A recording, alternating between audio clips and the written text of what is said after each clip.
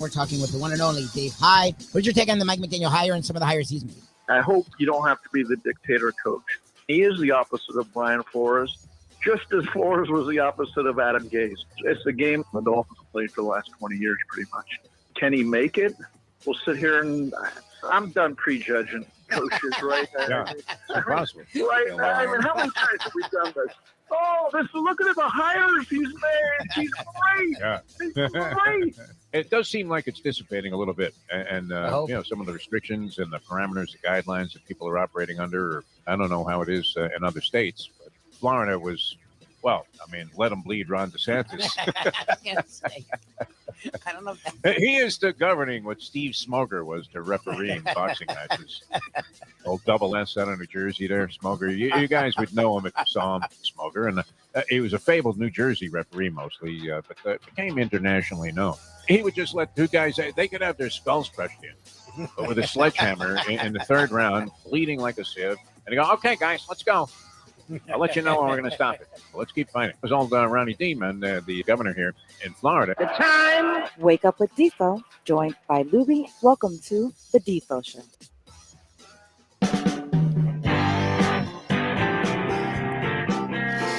On a beautiful Wednesday morning here where we originate from in South Florida on Ion Channel, it's the Defo Show. Welcome to the program. Going to be a lot of fun today, or so we hope. Jeff Deforrest, along with the ever-festive Mike Lubitz. Me.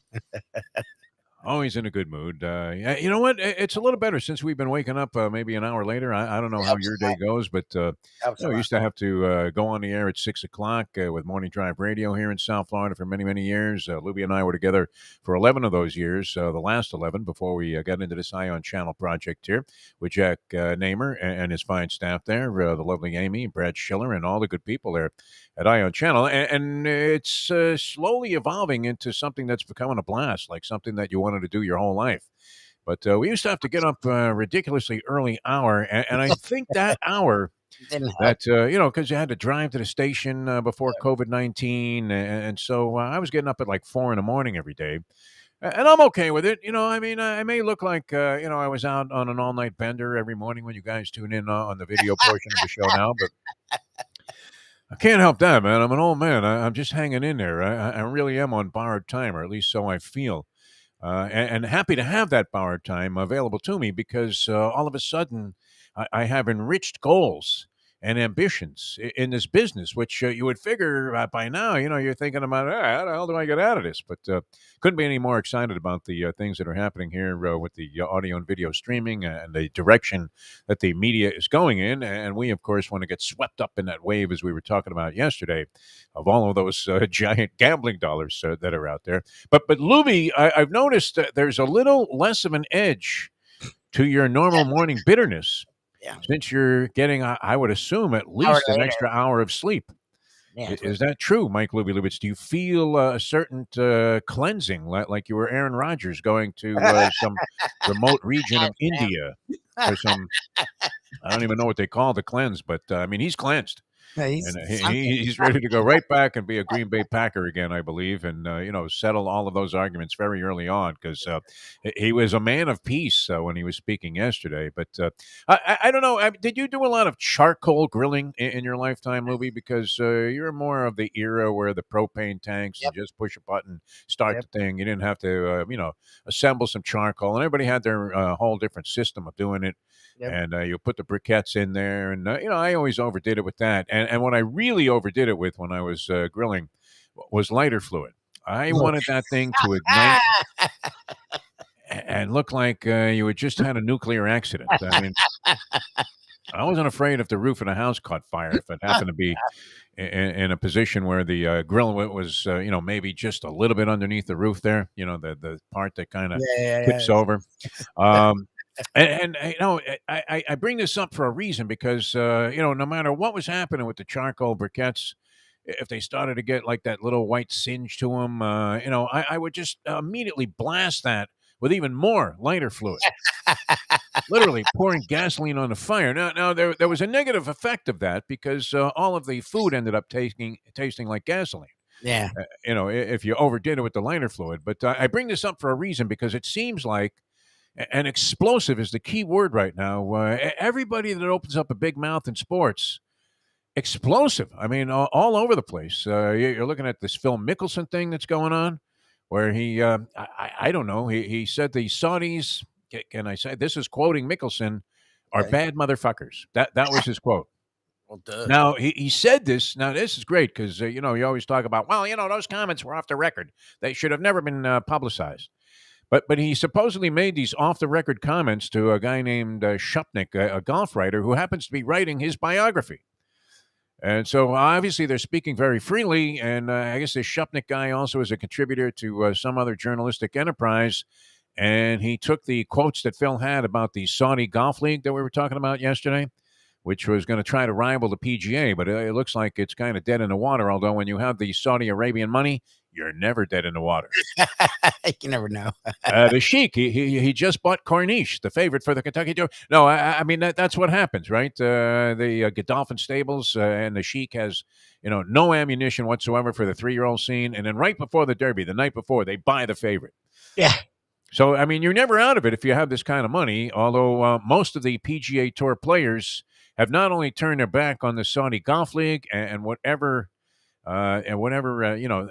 things that they had in terms of incentives to join the league, monetarily, I guess, would have been the big one, according to reports, and he denied it, but Bryson DeChambeau was offered $120 million to join that new league and become one of the players there, and they approached virtually everybody in the top 25, 30 golfers in the world, and really ended up, I don't know that they signed anybody, because almost all of them have denounced it and said, no, we're PGA players. But Phil was adamant about the idea that this was a great opportunity to stick it up the ass of the PGA Tour and finally have some leverage where they could get some of the changes made that they feel have been long overdue in terms of being fair to the players and taking the ball out of the hands of the people that run the PGA and into the hands of the players. Very much, I guess, like you would have a negotiation in any labor agreement, collective bargaining agreement in other sports, which, by the way, that's not going so well in baseball. What's happening there with these people? I mean, what is it? Both sides are dumb. Like, it's crazy. No one gives a shit about baseball anymore. Like, they don't even. What's so funny is I remember the real strike that almost ruined baseball until McGuire and Sosa's steroid-fueled home run duel saved it. Like, every day was like a big freaking deal. Like, no one cares. Like, they'll throw if they have a meeting. Oh, there was a meeting, and then they go back. No one cares. Like, it's so stupid what they're doing because they already don't have an audience as it is. So now, whatever audience you have, you're going to piss off. Like, okay. How could they not have an audience though if they're able to pay guys? I mean, it just a player, just turned down a $320 million offer or $350. Soto just turned down from the Nationals a $350 million contract offer for 13 years. So where is this money coming from if they don't have any fans, if they don't have any TV viewers? Deals are solid because there's so much. Remember, we hear the word content is what FanDuel. What we want to do. Hey, DraftKings, we're here. We have content. So that's the thing is like because it's 162 games and then the playoffs are forever and then it's so much content that even if people don't give a shit, that sports networks need content. They need live action. The only thing you can't TiVo. It's the only thing you can't binge watch. So no matter what it is, at least if it's live, it's why the Olympics are still around there because people. Olympics were getting buried, by the way. I think they had lower ratings than like CNBC normally has for congressional hearings. Well, not even hearings, like when they're taking a vote and nobody's doing anything, and you're wondering what the hell do these guys do, man? Just raise your hand and say yes or no. But they're all just kind of standing around. Baseball isn't as bad as the Olympics or whatever, but like I don't know what the ratings are, but I know no one I know watches it. But it's content. So again, these networks will pay a lot of money to get the content. So it gives the ball clubs money. But the reality is, look, my dad's in his 60s, you're 70. You grew up with baseball, and we've talked about it. When was the last time you remember watching first to last pitch of an entire game? And I used to do it all. Yeah. I can't remember the last time I watched an entire game. Yeah, I watch innings. I watch the World Series. But like. First pitch, sit there with bated breath to the last pitch. And I lived on baseball. So I don't know what the hell they're doing. It's pretty rough to even go to a game and stay from the first inning to the last inning. I have difficulty with that. It's just so slow moving by comparison to other sports. And with this total lack of action that you have now with everybody striking out all the time or hitting a home run, there's really nothing happening. in terms of strategy. Remember, you used to like boo when a pitcher would throw it 3 times to first base because like Davey Lopes was leading off or Lou Brock was leading off first base, and they'd throw it over there, and then they'd look in for the sign, and they'd throw it back to first base, and then they'd lob one over to first base, and the whole crowd, hey, what kind of crap? I long for that now because at least there was a guy on base. There was something happening from a strategic standpoint that you could sit there and debate. Well, should he steal here? I think he's got the green light. At least there was something. They don't even steal bases anymore anyway. So the guy just stands on first base and waits for somebody to either strike out or hit a home run. That's it. I mean, it's almost a negative to have a guy on first base. What? Move the runner over.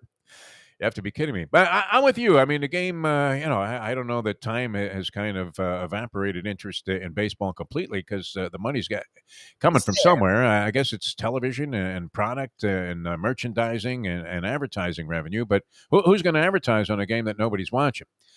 And maybe it's unique to us here. Not unique to us, but, I mean, there are baseball cities. I picked up my New York Post today. I'm amazed.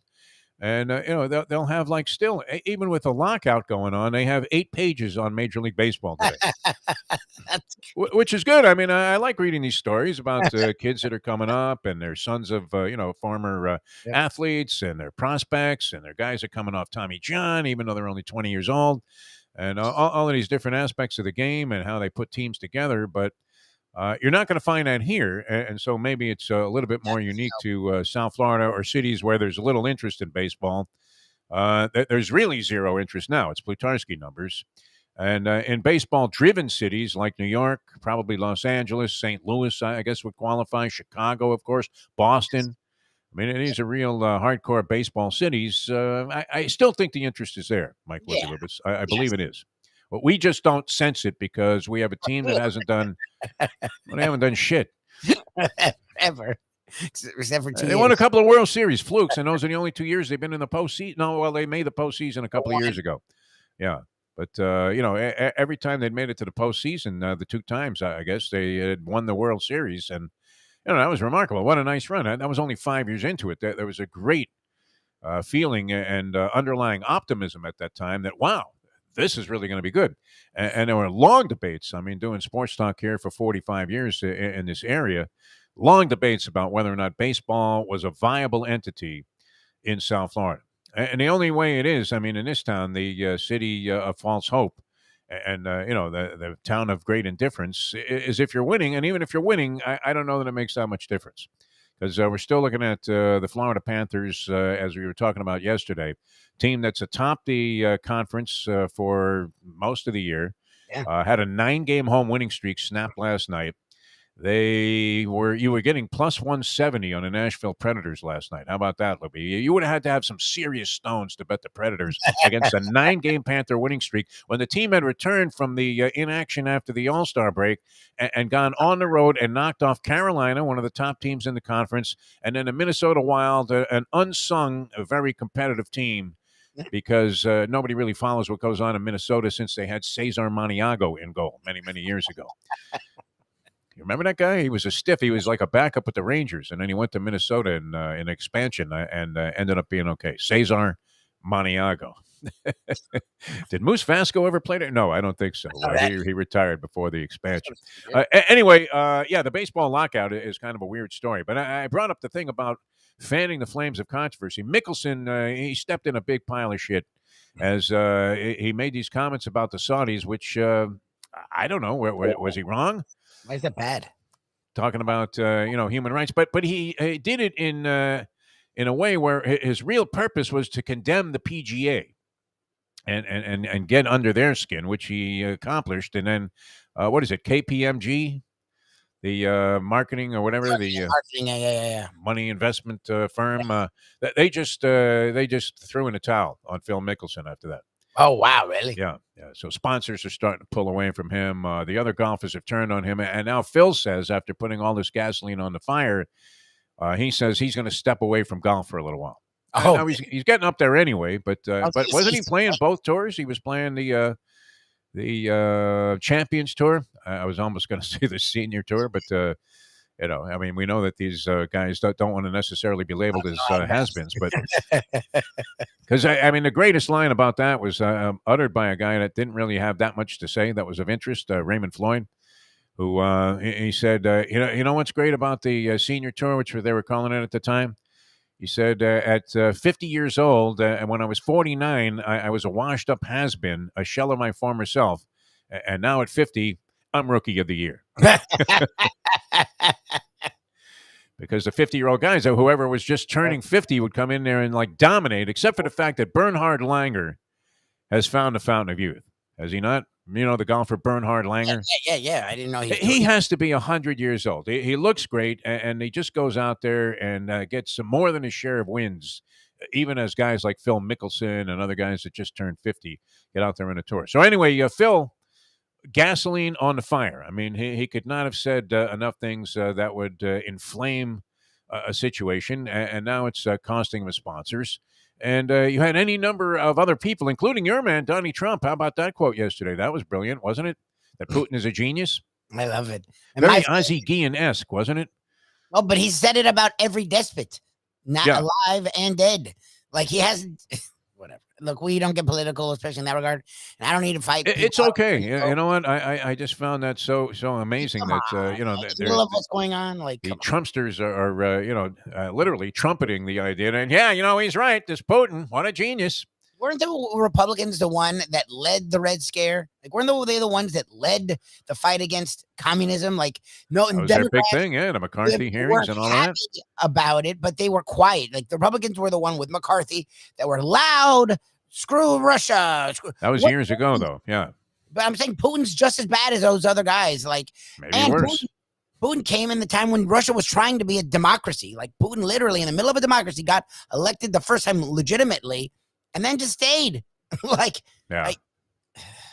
it was stupid, like pretty crazy. I mean, to see that when that statement popped up on TV that Trump is saying that Putin is a genius for coming up with this stuff. I'm like, you got to be kidding me, man.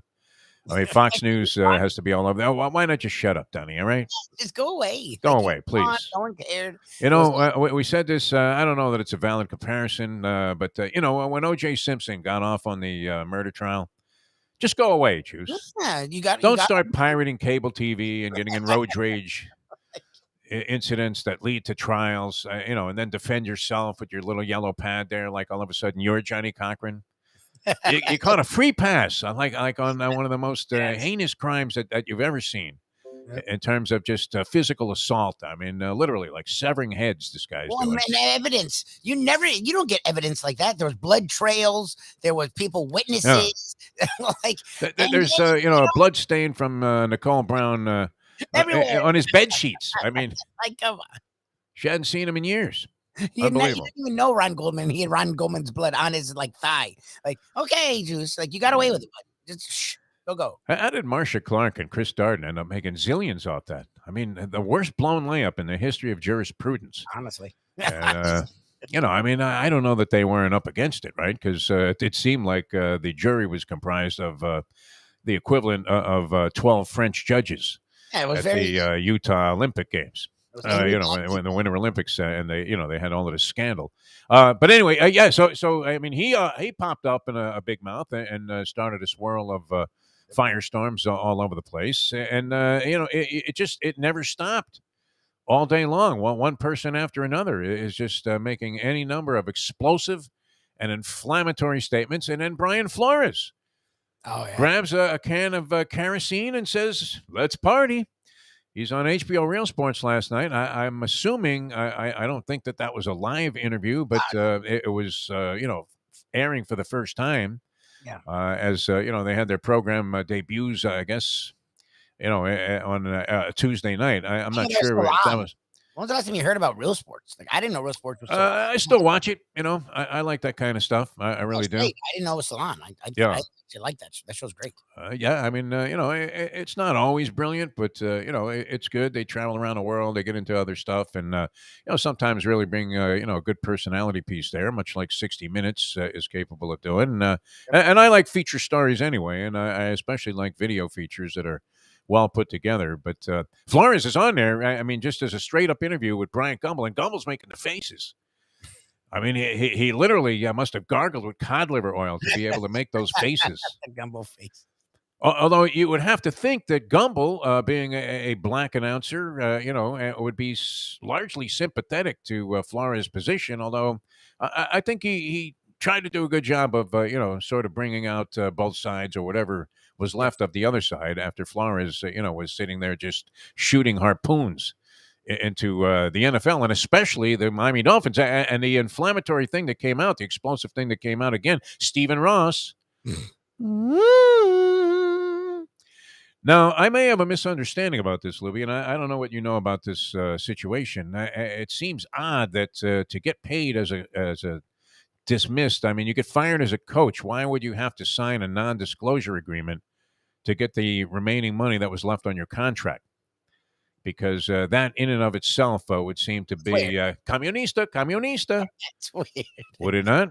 It's weird. Supposedly, it's common practice. It's Armando Salguero after everyone was flipping out saying, look, it's actually normal that NFL organizations do this. Now, the owner doesn't do it directly.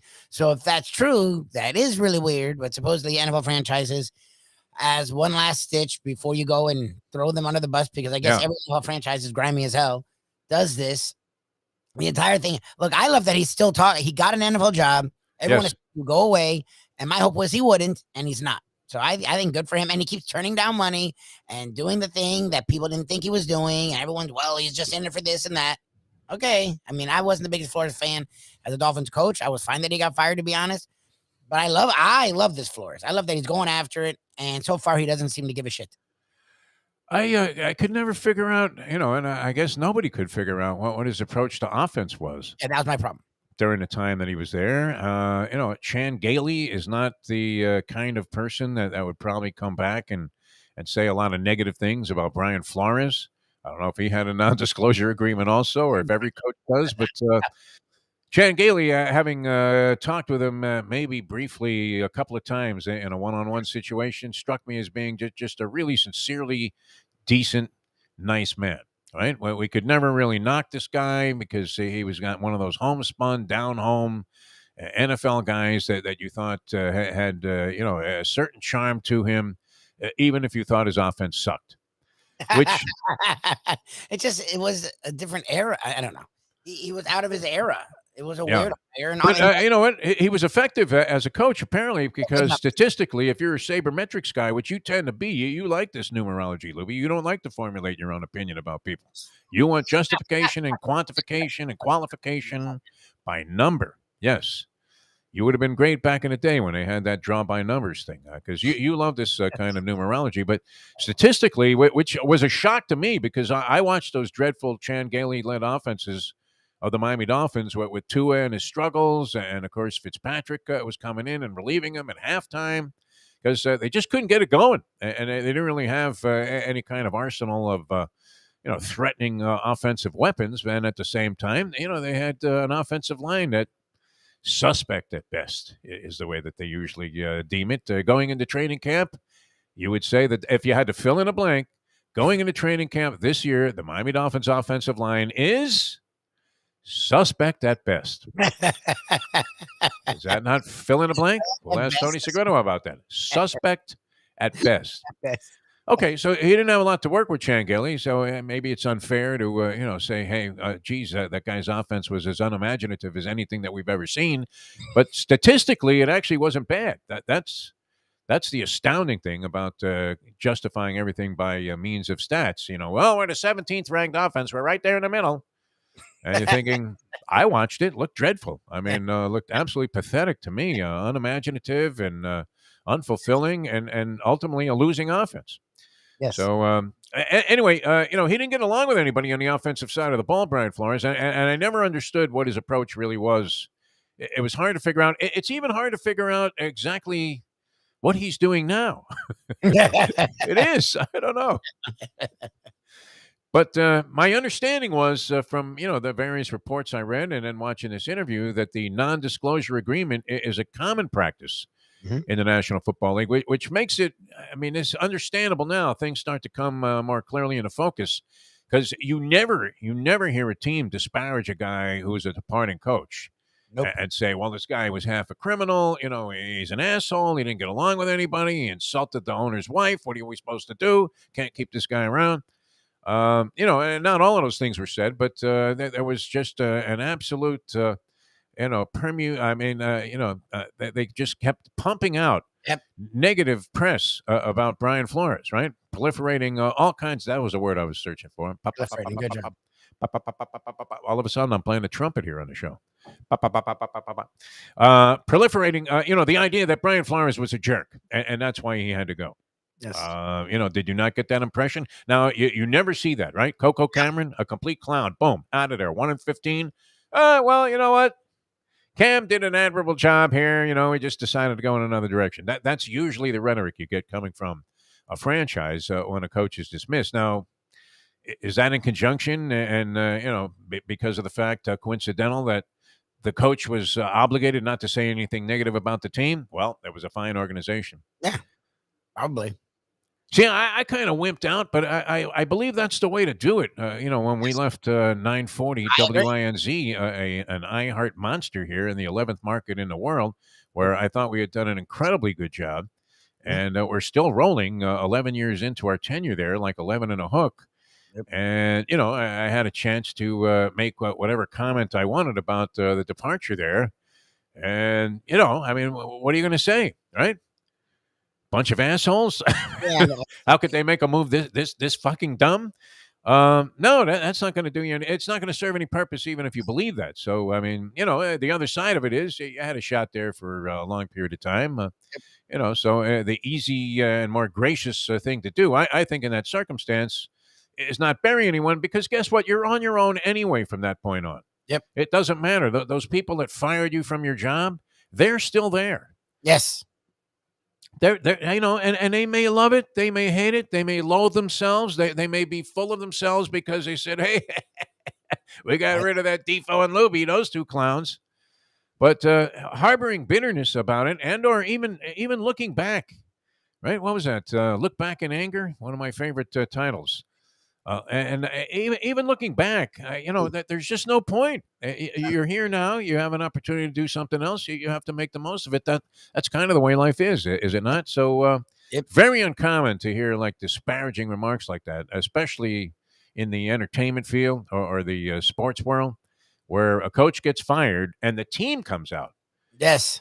And blankets a campaign to just absolutely, damage this guy's reputation and explain that there was no way that they could tolerate this winning coach being part of their organization anymore, because essentially he was an asshole. They were scared. I mean, we've now seen why. They're like, they knew there were things that were there that an NDA covers up. Once he didn't sign the NDA, they were freaking out that, okay, there's a reason he's not signing the NDA. Yeah. What is that reason? What does he plan on doing? Okay, let's discredit him before he does it. And first of all, it just seemed awkward. Like, even if he didn't, like, I was weird about Flores. When the Dolphins started doing it, I was like, what are they doing? Like, why would you? That was very unusual. Him. Yeah. Like, let him go. Who gives a shit? Like, exactly. It was really freaking weird. And it was really immature. Like, that's the first word that came to my mind was, what are they, 7? Like, what the hell? Well, often they'll give the guy some ringing endorsement that even though they just dumped the guy, that he would make a fine fit somewhere else and will ultimately be a great head coach. And you know what? They see him becoming the next Don Shula. That would be the more common approach. So you had the feeling that maybe they knew that since he didn't sign this agreement, he's coming. I hate to make these kind of deductions, Lubie, because they're not based on any kind of fact. But, if they knew about this $100,000 per loss thing and they were thinking, well, there are a few other things Stephen Ross said and did that weren't necessarily too flattering to the organization. Maybe that's why they went ahead and struck first, a la Putin, out of Vladimir, your man Trump's favorite dictator, Vladimir Putin. I just love that the Dolphins, NFL, these organizations instantly have a categorical denial. Instantly. Yes.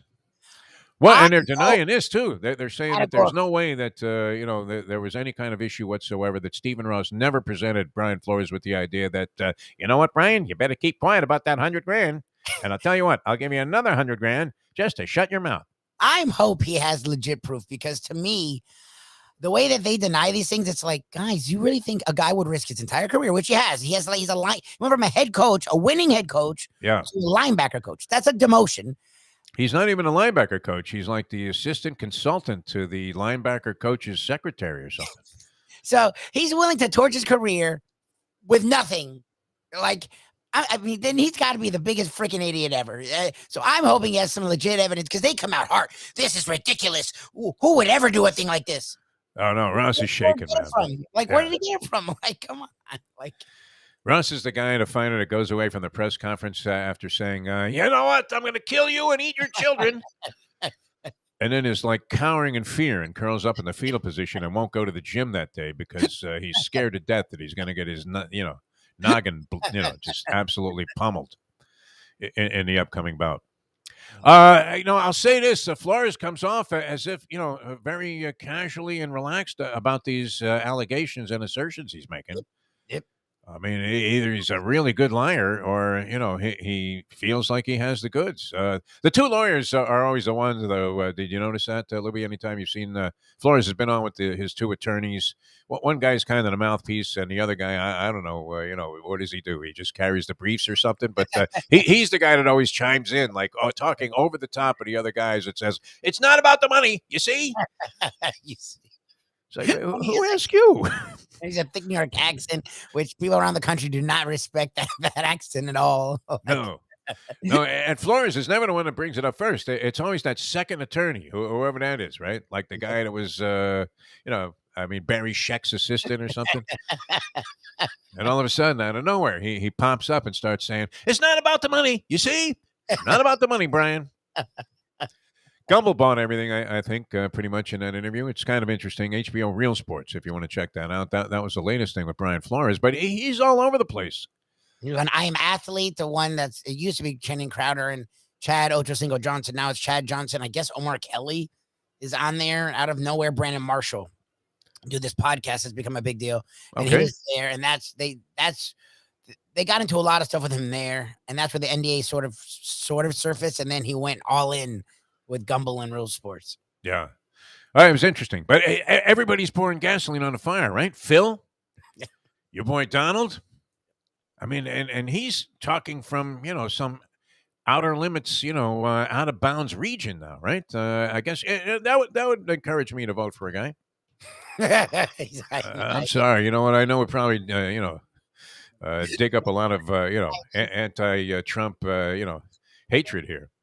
But, and I mean from the people that are big Trumpsters, because, but that seemed ridiculous, right? Remember Ozzie Guillen? He got canned for that. Yes, he saying did. that he thought Fidel Castro was a genius, right? And that was the last straw. Ozzie could have done anything else. He wasn't serious when he was gone. And the truth was, he was a good guy. And, if you really looked at it, you could sort of understand what he was saying. I didn't get this one at all. You're saying he had done some good things. I don't know what was genius about just using your might to overtake a smaller country. I feel like that's just brute force. That's not really genius. That's actually the antithesis of genius. Yeah. But okay. Whatever. Yeah, what the hell? All right, we probably shouldn't delve too deeply into that, but it was just another one of those things where you had gasoline on the fire in terms of some kind of verbiage that was out there, and then I cap off the evening with Flores, and I'm thinking, wow, what else can he bring out about this Dolphin organization? What's funny though? He's changing my perception. I sort of was a defender of Stephen Ross, I would say, going back a few years ago. And I don't know that I need to change my opinion that this guy had like good intentions as an owner of a team. He didn't seem like he was overly intrusive. A lot of dumb moves were made by the organization from a public relations standpoint that alienated some fans. But guess what? The fans still come if you win. They do, Lubie.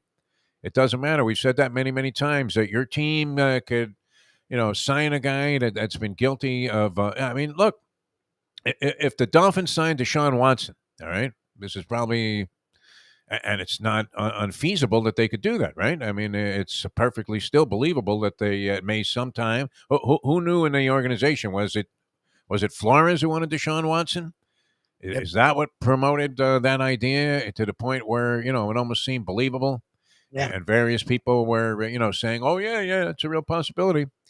Or was it somebody else in the organization? Like your man, wow, you talk about a yes man. Your man, Chris Greer, I mean, he looks like he has, I don't know, like no authority whatsoever with this team. He's not even the combine is where literally it's like the winter meetings in baseball.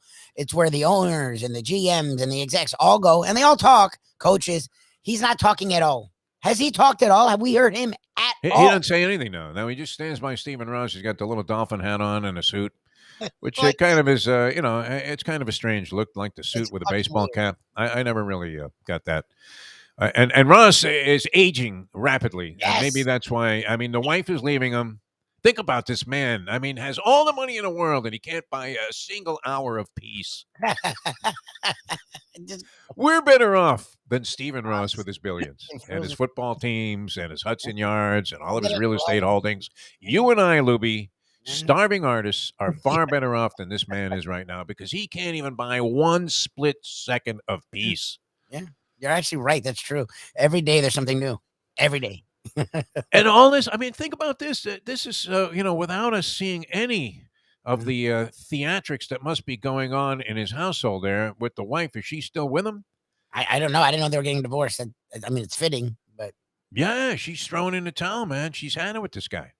It's crazy. So, I don't know. But, getting back to the point, if the Dolphins signed Deshaun Watson, and they started the season 6-0. Would anybody care among the fan base about the 23 or whatever it is sexual assault, civil suits that might be pending against the guy? Probably not, right? No. I mean, you hope they would, but no. We talked about it with Ray Rice. Like we had video. Yeah, he was out there, scored a touchdown, and everyone was like, "Yeah, Ray, yeah, right." It's like that went way quick. Ray Rice, by the way, I mean, and I'd be curious to see where he stands today because he became very contrite. Yes. About the whole thing, and it seemed like he and his wife actually worked their way through what would be an impossible situation to overcome. And stayed together and maybe found new meaning in each other's lives, right? So, and I respect that. I really do. As disrespectful and as despicable and as ugly as that scene was of him, knocking her out in the elevator, they seemed to come back around and they were sort of being featured on talk shows and things like that about how they had overcome this and repaired their relationship and now had, good things going between each other. But they've disappeared completely from the spotlight. Is that because Rice is too far away from his football career to be relevant anymore? Yeah, I mean, he went off into the distance because of talent and abilities. And look, people can change, and good for him. I just use him as an example because I just remember the baseball player. What was Will Cordero? Yeah, and it was like he had beat the wife. He had just thrown like a Tommy Hearns haymaker and knocked out some woman, and it was obvious and all of that. And then he signs. I forgot what team he signed with, but he came up, hit a home run right away, and the standing ovation. Yeah, so I mean, we always and I say we by sports fans. You're not wrong. Like you would hope the Watson stuff was settled, but just because it's settled, anyone who's not naive. How are you going to settle all these cases at once? I mean, what the hell? You think every one of these women is going to cave to the idea that $100,000 a piece, no problem? I don't know how it's going away. That would be weird. I mean, then you would tend to believe that, maybe that there was nothing to it all along, right? Yes. That if all it took was a few bucks to go away. But they're bringing up his name again, the Bucks and the Vikings and all these teams. The Dolphins, not so much anymore, but no. There are 4 different teams that say you unfortunately, and I would like to think that maybe this changes this narrative this year. I hope so. Are stuck with Tua, and I was right there with you, Lubie. I can't say that I didn't want to have Tua Tagovailoa as the quarterback of my franchise here in the hometown where we're going to be talking about this team primarily, and dominating a conversation as opposed to say, how much time do we spend talking about the Arizona Cardinals here? 0. Well, we did talk about them, though. Everybody thought they were going to be great. When they were great for 3 weeks. It's amazing how the top analysts in the game get sucked into the most false of premises, and laugh and mock guys like us who question it. Yep. Because I didn't see it with the Arizona Cardinals. Right. Even though they were like playing lights out football, it just didn't look right to me. Well, now they hate their quarterback. Who supposedly was Right. And it turns out, I mean, not only did things just absolutely, dissipate during the regular season towards the tail end to the point, I mean, bitter disappointment for a team that, what, about week 12, people were telling us, oh, man, you better watch out for Arizona. They were number one in the league, like 3 quarters of the way in. Yeah. And then they did nothing. It shows you how treacherous gambling can be. I mean, you can listen to the most astute and insightful of experts, and then just a few weeks later, turn right around and go, you know what? Dead fucking wrong. Screw you. DFW, man. That's known as a DFW in the business. Dead fucking wrong. All right, I'll tell you something that we're right about. That's Hialeah Park, man. I love these people. They are fantastic. When we made our, can we call this a transition, Lubie, from what we were doing into this new audio and video streaming, which I'm telling you, I mean, could anything be more fun than being on Ion Channel? I enjoy it every single day. Right? But did Hialeah Park flinch for 1 second and say, you know what, guys, I don't know. We got to see some numbers. No. They're more excited than when we were. They were like ready. Yeah. I mean, Frank Fiore, I mean, he's a visionary. He's an innovator, and he understands media, and he sees where this is going. And so even if it was at ground zero when we started, said, hey, you know what? We love you guys. We know you do a great job, so we're going to stick with you. And, the feeling is absolutely 1,000% mutual. Yeah. Because I would stick with them no matter what. I love Hialeah Park. I always have. I used to say this in one of my quasi-poetic dissertations about places, and I won't do the spring training one. Thank God I could postpone that. The favorite. What was it? I mean, the smell of the the chalk line. I mean, I don't know. The oil in the glove. Oh my God! It's like, what am I writing? Casey at the bat? What the hell am I thinking? But I used to have some, very flowery, descriptive words about Hialeah Park. And it's true. From the minute I walked into this place, I was in love with it. I really was.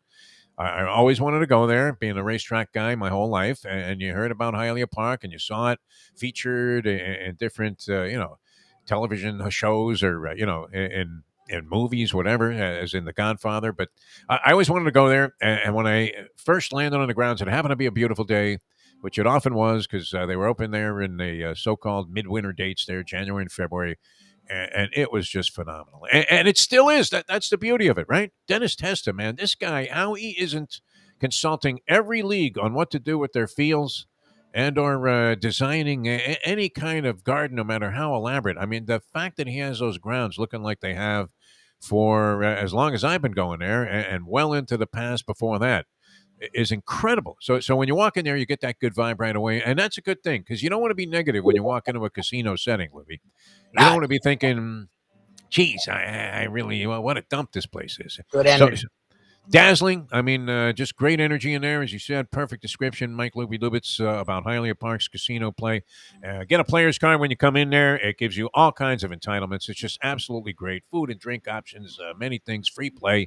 Some of our favorite stuff is involved with getting a player's card there at Hialeah Park. And, I love getting the calendar of events. They send out flyers to their card members and players members, and you find out all of the good stuff that's going on there.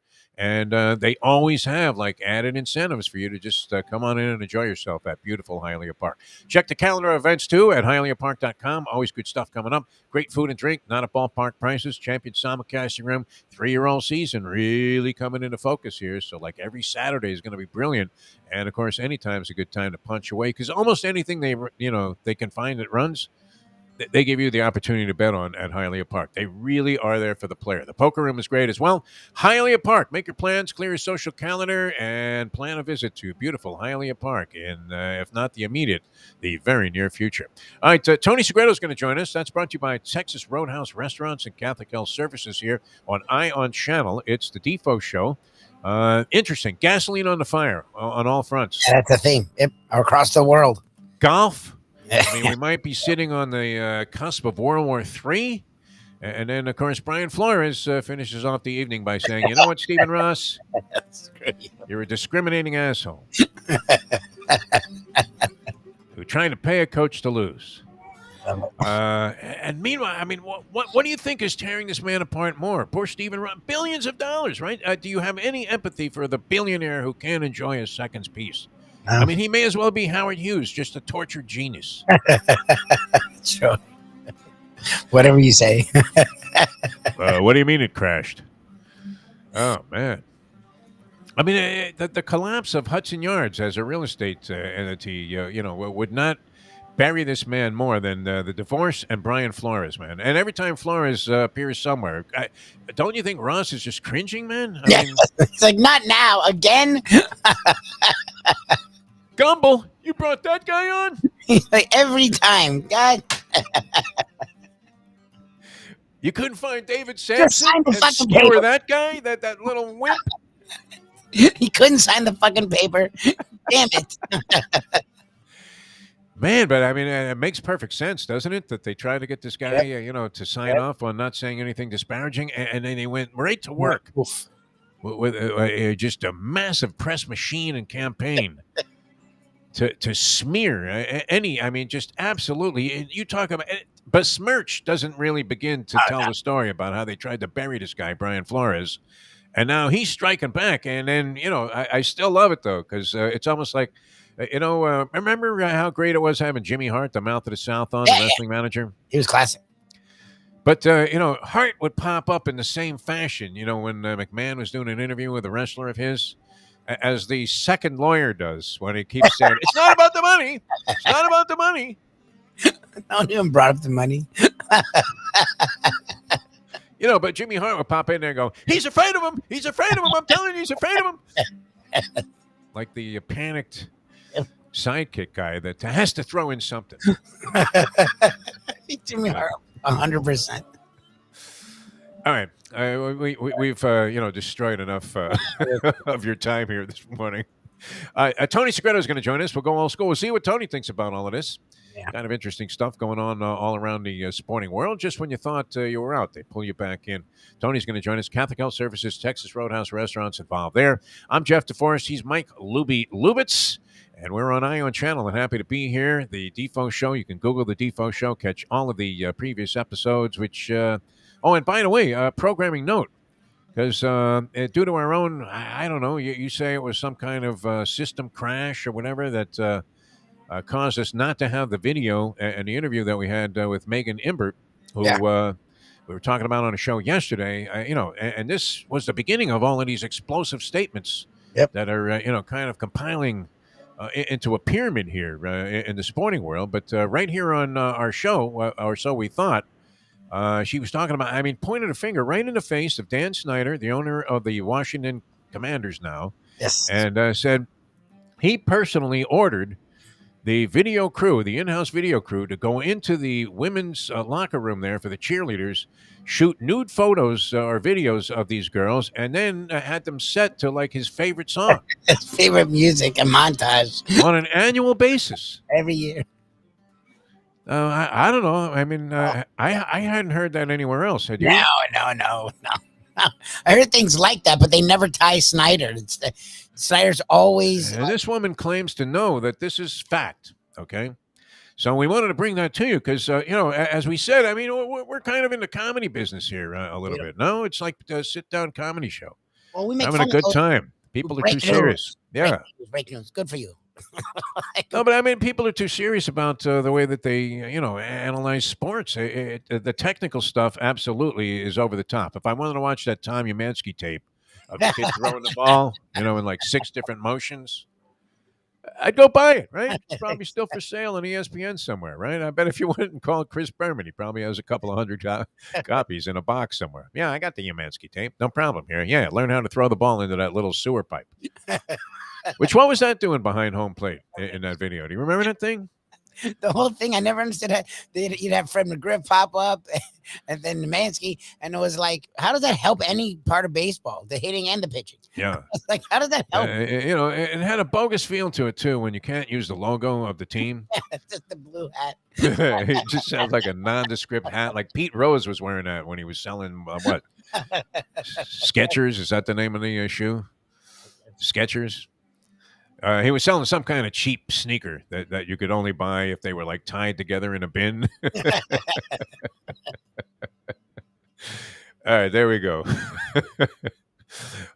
Tony's coming up in just a few minutes here. We have to get in some, more good words from our fine sponsors, which really, I mean, couldn't appreciate these guys following us into this venue anymore.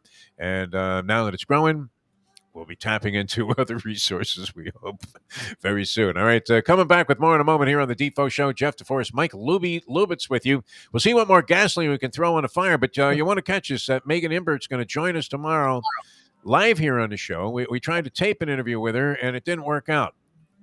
Lubie forgot to hit go. It wasn't me. There was an issue, but it's okay. System overload, right? We got it up on Believe. And we're going to have a second conversation tomorrow right here at about 8:40, 8:35 following the Highly Park Trivia Challenge. Pretty much want to reprise. I don't know if, it went very well, that particular conversation, but we're just going to go back in Gumbel-like fashion and reprise and get right to the key components of what it was that this young lady was implying. And I don't know, has this been documented anywhere? I have not seen quotes, and I've read a lot about this, whole sexual harassment investigation into the Washington football franchise.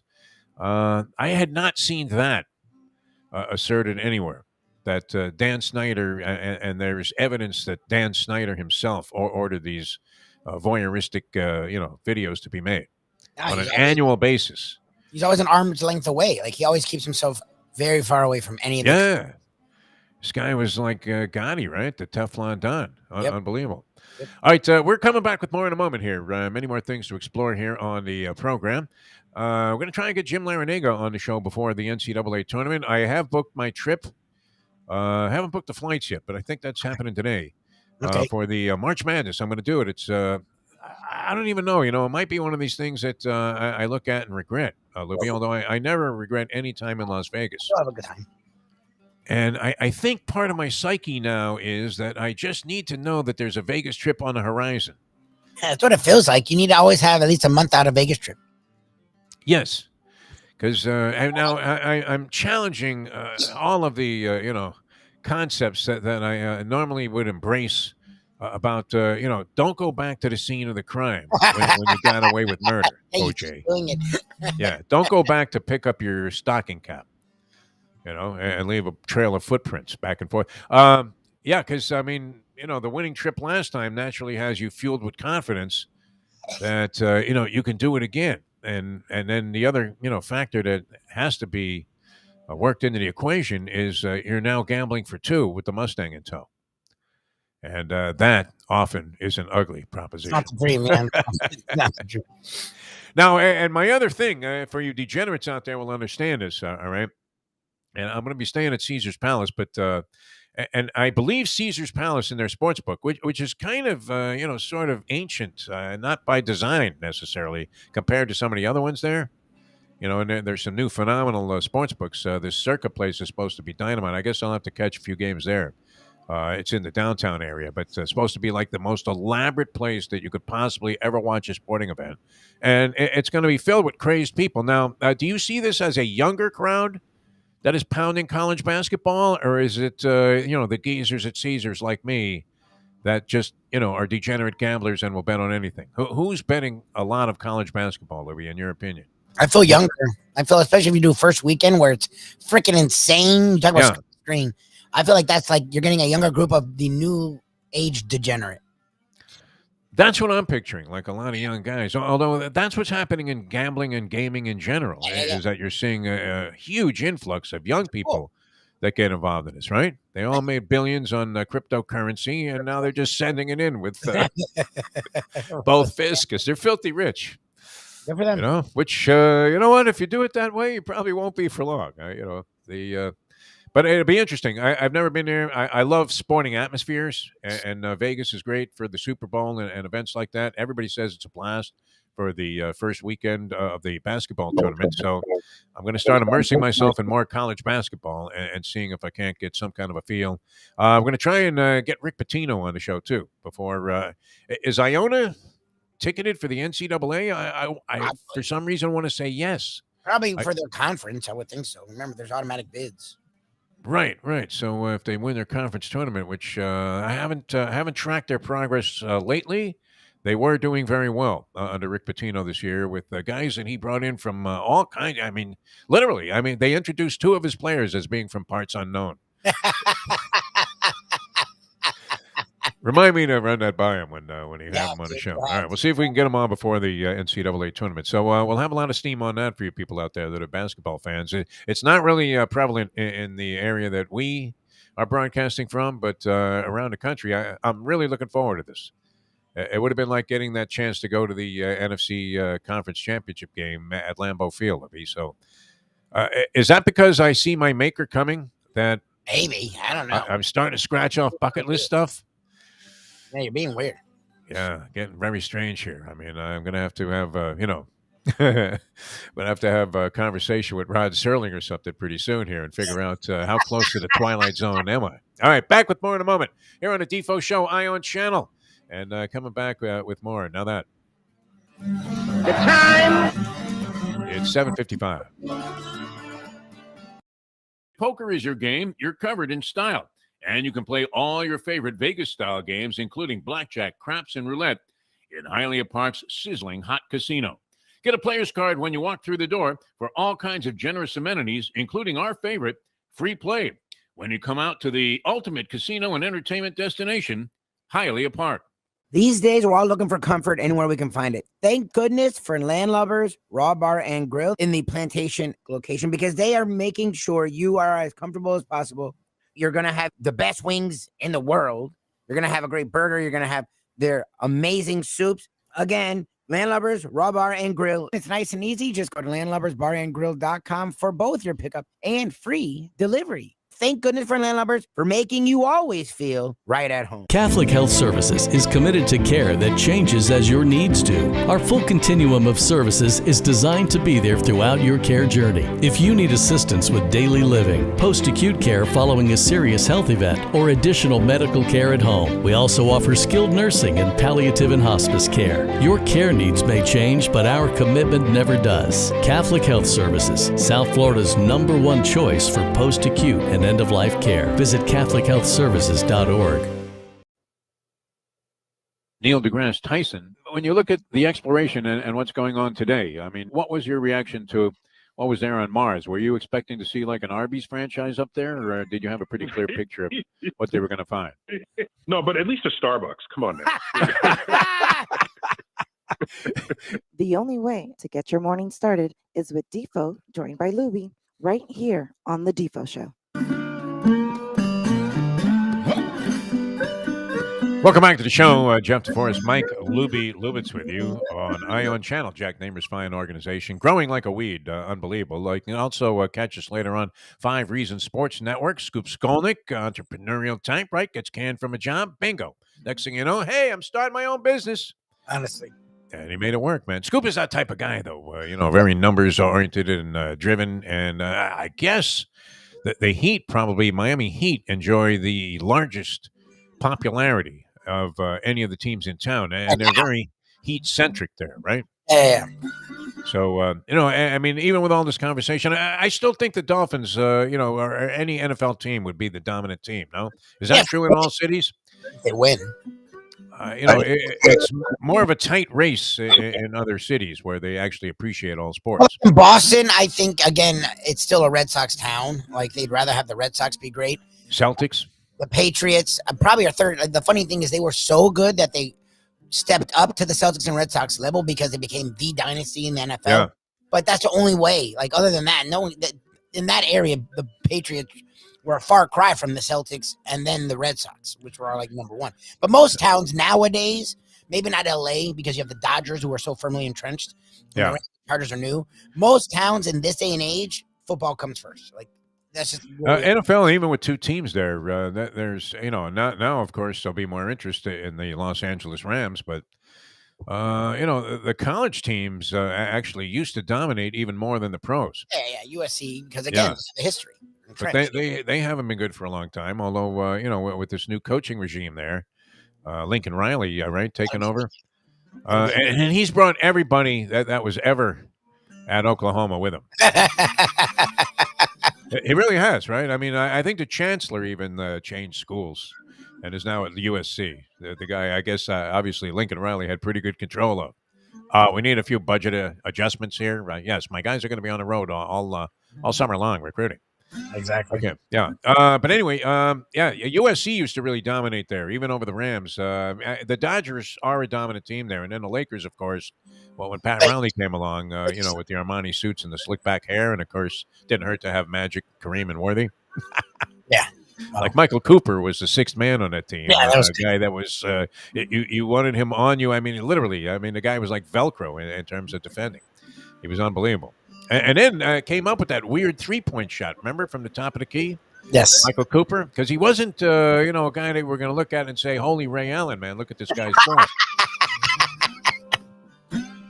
He wasn't a bricklayer, but I mean, he shot like a low line drive. That kind of shooter. You know what was very effective doing that? Vinny the Microwave Johnson shot like a low line drive. That's a hard shot to master. Where your shot just clears the front rim and somehow goes in, even though it's still on the way up.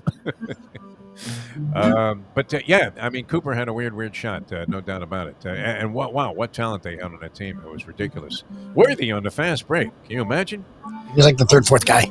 Getting a magic no-look pass that he had already looped around his back, around his neck, twirling plates while he's doing it, and then here comes a bounce pass right in stride there for a Worthy left-handed dunk. Incredible.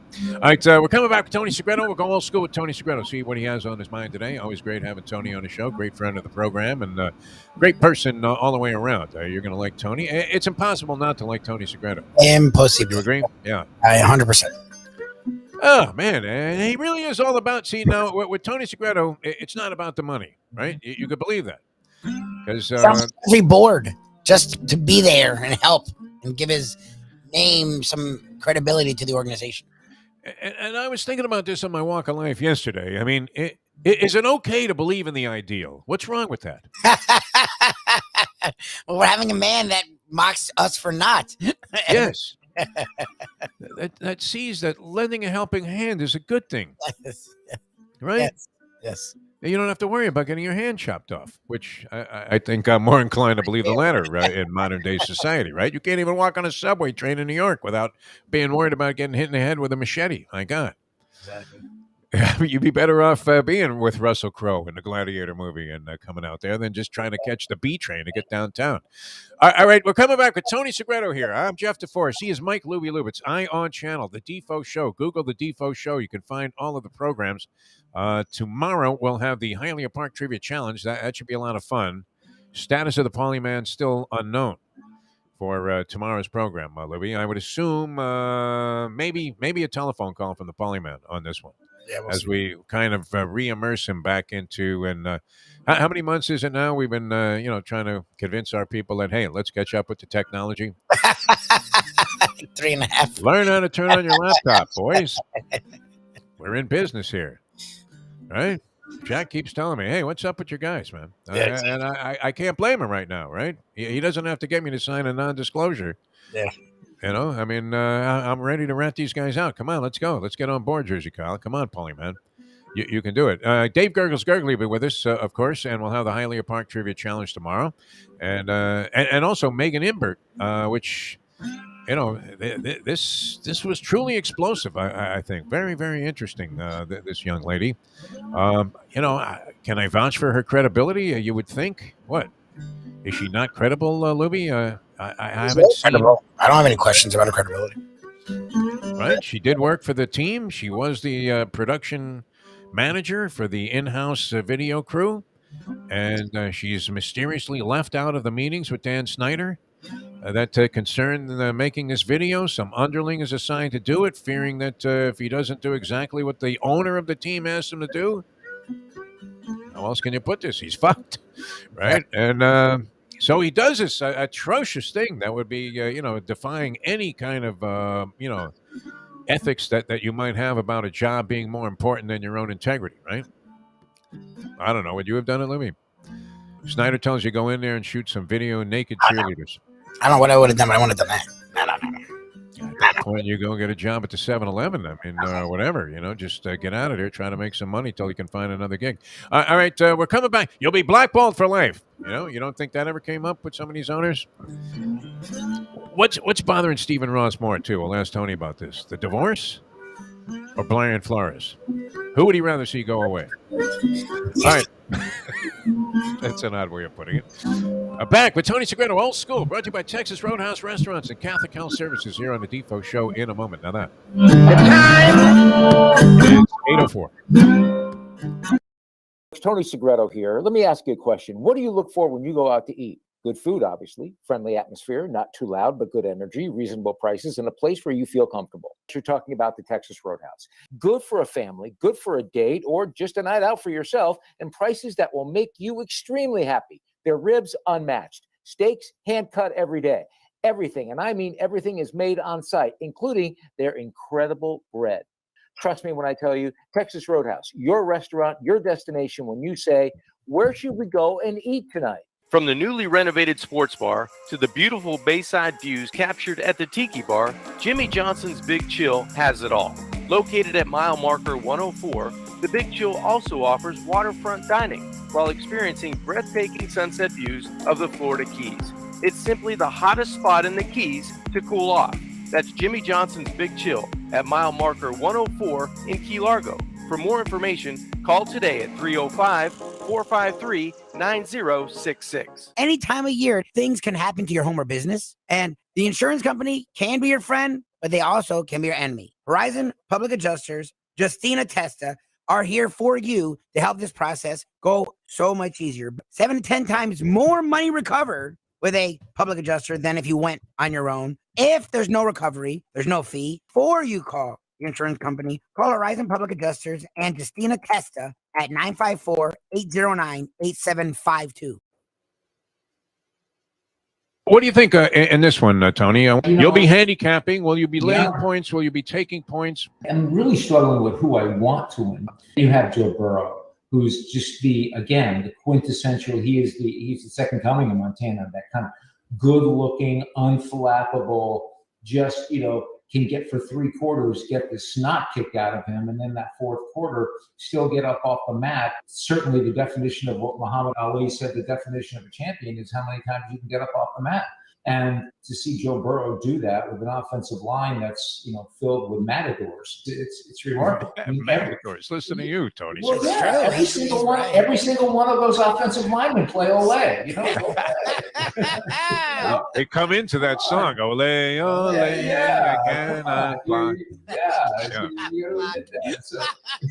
9 sacks against Tennessee. We are now kicking it old school with the one and only Tony Segreto. Brought to you by Catholic Health Services and Texas Roadhouse.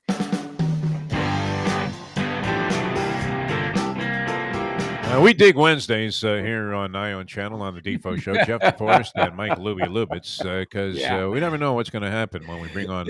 You need a punching bag. Segreto. Yeah, you look forward to the punching bag is on. You got the next hour to like totally disassemble anything I believe in. All right, it's that Joe Palooka thing. Did you have one of those, Tony? He's too young. I mean, this was the original blow up doll, but and then later you might have had them. At least in my lifetime. And it was ingenious. It was ingenious at the time. You hit the thing, right? and it went rocking backwards, and then it came up to get smacked again. Okay, well, you're kind of our Palooka doll here on the show, but good to see you. How are you, my friend? I'm doing great. How does the mic all sounding good? We didn't get a chance to say. So listen, I want to throw a couple things out at you. Is that mic like one of those Larry King just staged mics, or is that really the mic that you're using here? No, that's a real mic, babe. Oh, okay, very nice. Yeah. So you were talking about Pitino's roster, and yes. Some of the guys what were they announced as? Parts unknown. Right? Yeah. Well, I know you've been to Omaha when we used to cover the College World Series, right? The rule was for the public address announcer that if your batting average was below 230, yes, you announced the hitter as coming up to bat, Mike Lubitz. Still working on his batting stance. That was a pretty good event, man. I had a good time Yeah. out there. And Oh, it was I was great. sort of, I wanted to go the first time, and I didn't realize how arduous it was to. Yeah. If you end up in a loser's bracket, if you lose that first game, then Mhm. you play like 6 games in a row before you get a Yeah. chance to get out of the loser's bracket Yeah. and maybe win the title. And you're And, partially packed and partially unpacked because you don't know how long you're going to be there. and then on top, especially when I guess he became a coach with the team. I don't know if he's still involved, but I did a lot of games. I call a lot of games where J.D. Arteaga was the pitcher, and he worked very slowly. Tony, I mean, like I remember the first 3 innings would take like 3 hours, and you're just like ready to blow your brains out. And then you realize if they win the game, they don't play for like another 4 days. Like you had time to go to Las Vegas and come back to Omaha, and still call the rest of the games in the series. All I know is they knew my first name at Perkins. And when I walked in, but there are only so many steaks you can eat too. Yeah, I mean, I know, spent all my I time know. at Exarben Racetrack, which Yeah, had me too. I simulcasting spent a then, lot of time there. I spent a lot of time. And it's too bad it's not. I mean, the track is there, but it doesn't run anymore, and that's too bad. But the other thing I heard you guys talking about was, what do you think the dominant sport is? And you were talking. I thought Lubie hit it right on the nose in Boston, certainly with the Red Sox. But I think cities that have major league teams entrenched in those cities, the real generational cities with baseball teams, those baseball teams still take precedent. I think in Detroit, I think the Tigers still rule. You know, Tigers, in Philadelphia, really? You would say that? Yeah, I really would. Listen, Red Wings? I have been there. Over the Tigers over. The Red Wings, haven't the Red Wings won like 30 championships? Yeah, but they've been banned for a long time now. Yeah, but here's the thing. You know, I recently went, this past summer, went to a July game. You spent a lot of time in the Motor City, because you had that clip we used to play where you were in the Detroit airport describing, what brilliance it was. My beautiful bride hails from just outside of Detroit. So we're in Michigan quite often. But, so are there guys walking around with like Gates Brown jerseys in the middle of football season? I remember going to a game in like July. It was like, okay, the dead summer, it's hot, and it's a Tuesday afternoon game. It's against Toronto. It's a 1:00 start. The place was packed. There wasn't a seat to be had. People were sitting out on the berm in the outfield. You go to Yankee Stadium. You go to places like Philadelphia in the afternoon. Those afternoon games, they're packed. So all I'm saying is cities that have those generational baseball teams, the Phillies, the Tigers, the Yankees, the Mets, the Red Sox, even San Francisco to a point with the Giants. I think baseball still is in the heart and still will rule over the other teams right now. I just do. And then you have when you're in Green Bay and you're in Jacksonville and you're in the Carolinas, places like that. And in Miami, it's still, but I think the University of Miami now, with the Dolphins the way they are, in this state of like unknown, if you like, it's not even a state of limbo. You're not even sure where that is. At the University of Miami has an opportunity to kind of retake this town. And I think there's a lot of buzz over what Mario is doing and the staff he's putting together and the blueprint that he's using. So I think there's a lot of opportunity there for them. I'm a little reluctant to embrace that only because we said the same things with Manny Diaz. We said the same things. I totally agree, but we said the same things. With well, I don't think we said the same thing with Al Golden. I really don't. I think Al Golden was a great recruiter. And the orange title made you want to think that it's coming back, man. Yeah. Well, I think I think Golden was a great recruiter. I think he sold. I think he sold it well. I just don't think he was I think there are some guys. How many guys have you and I known specifically, Defo? He started to look very stressed, by the third quarter of most games. Yeah, that are great assistants, but don't started out looking great. Coaches. Yeah, great assistants. Well, his experience was Temple, and oddly, we robbed Manny Diaz from Temple after he'd already decided to be a head coach there. This seems like a situation that you should be able to trust a lot more. I think it's going to take a lot, though, for the Hurricanes to emerge as the major force here in town. Just because when they were dominant, they started out at a time where there wasn't that much competition. Right. We didn't have pro basketball, pro hockey, and pro baseball either. So I just think this town is just yearning. I mean, they just want a football winner somewhere, even if it's, Central High. It doesn't, at this point, it doesn't matter. I mean, if since the name of the show is Old School, if you go back, to the early 60s, Coral Gables High and Miami High would put 45,000 people in the Orange Bowl when they played. Is that going to happen again? No. But I think the Hurricanes have an opportunity. I really think the Canes would be happy to put 45,000 in the stadium. They certainly would. Home games that didn't involve like Florida State or maybe them Gators when and if they would ever play again a home game here. Tony Segreto with us here. Is brought to you by Catholic Health Services and also Texas Roadhouse Restaurants. I saw a nice thing about Texas Roadhouse on Mike Mayo, the Gambling Gourmet, has this thing that he's kind of behind on Facebook called Let's Eat South Florida, which is great if you're in South Florida or you're coming to South Florida and you check this out on Facebook. It gives you a tremendous number of restaurant ideas, right? So there was a post there by somebody who said they went to, a restaurant that's fairly prominent. It was J. Alexander's, which I kind of like. Mm-hmm. And they were complaining about the service, the quality of the food, the way it came out. And they said they would have been far better off at Texas Roadhouse. And I thought, you know what? That's one of those things that, you have to, consider that you're going to pay far less than you are in most places. And, the food is absolutely dynamite. And, it's a better experience because they're on top of it, right? Ed Garcia wouldn't have it any other way. Great place. So I thought that was a nice tribute to one of our fine sponsors. It's an unsolicited. It's an excellent tribute. Exactly. And I think that more and more people are getting it. I think that what we talk about when we go to a restaurant, what do you look for? Not just great food and the great experience, okay, all that. You're looking for that to happen each and every time you go. You're looking for consistency. And that's what makes Texas Roadhouse special. When you walk in, you're going to be treated like family. You're going to get great food. Is Ed with us? Is Ed with us, Lubie? Ed is with us. Good morning. Hey man, we were just hey, I don't know. Good to have you on. We were just Ed pumping Garcia. you up, brother. We were just pumping you up. Ed Garcia of Texas Roadhouse. How you guys doing? We're doing fantastic. Actually, in beautiful Louisville, Kentucky, our home office. So ready to rock and roll, planning out for 2022, continuing to make it great.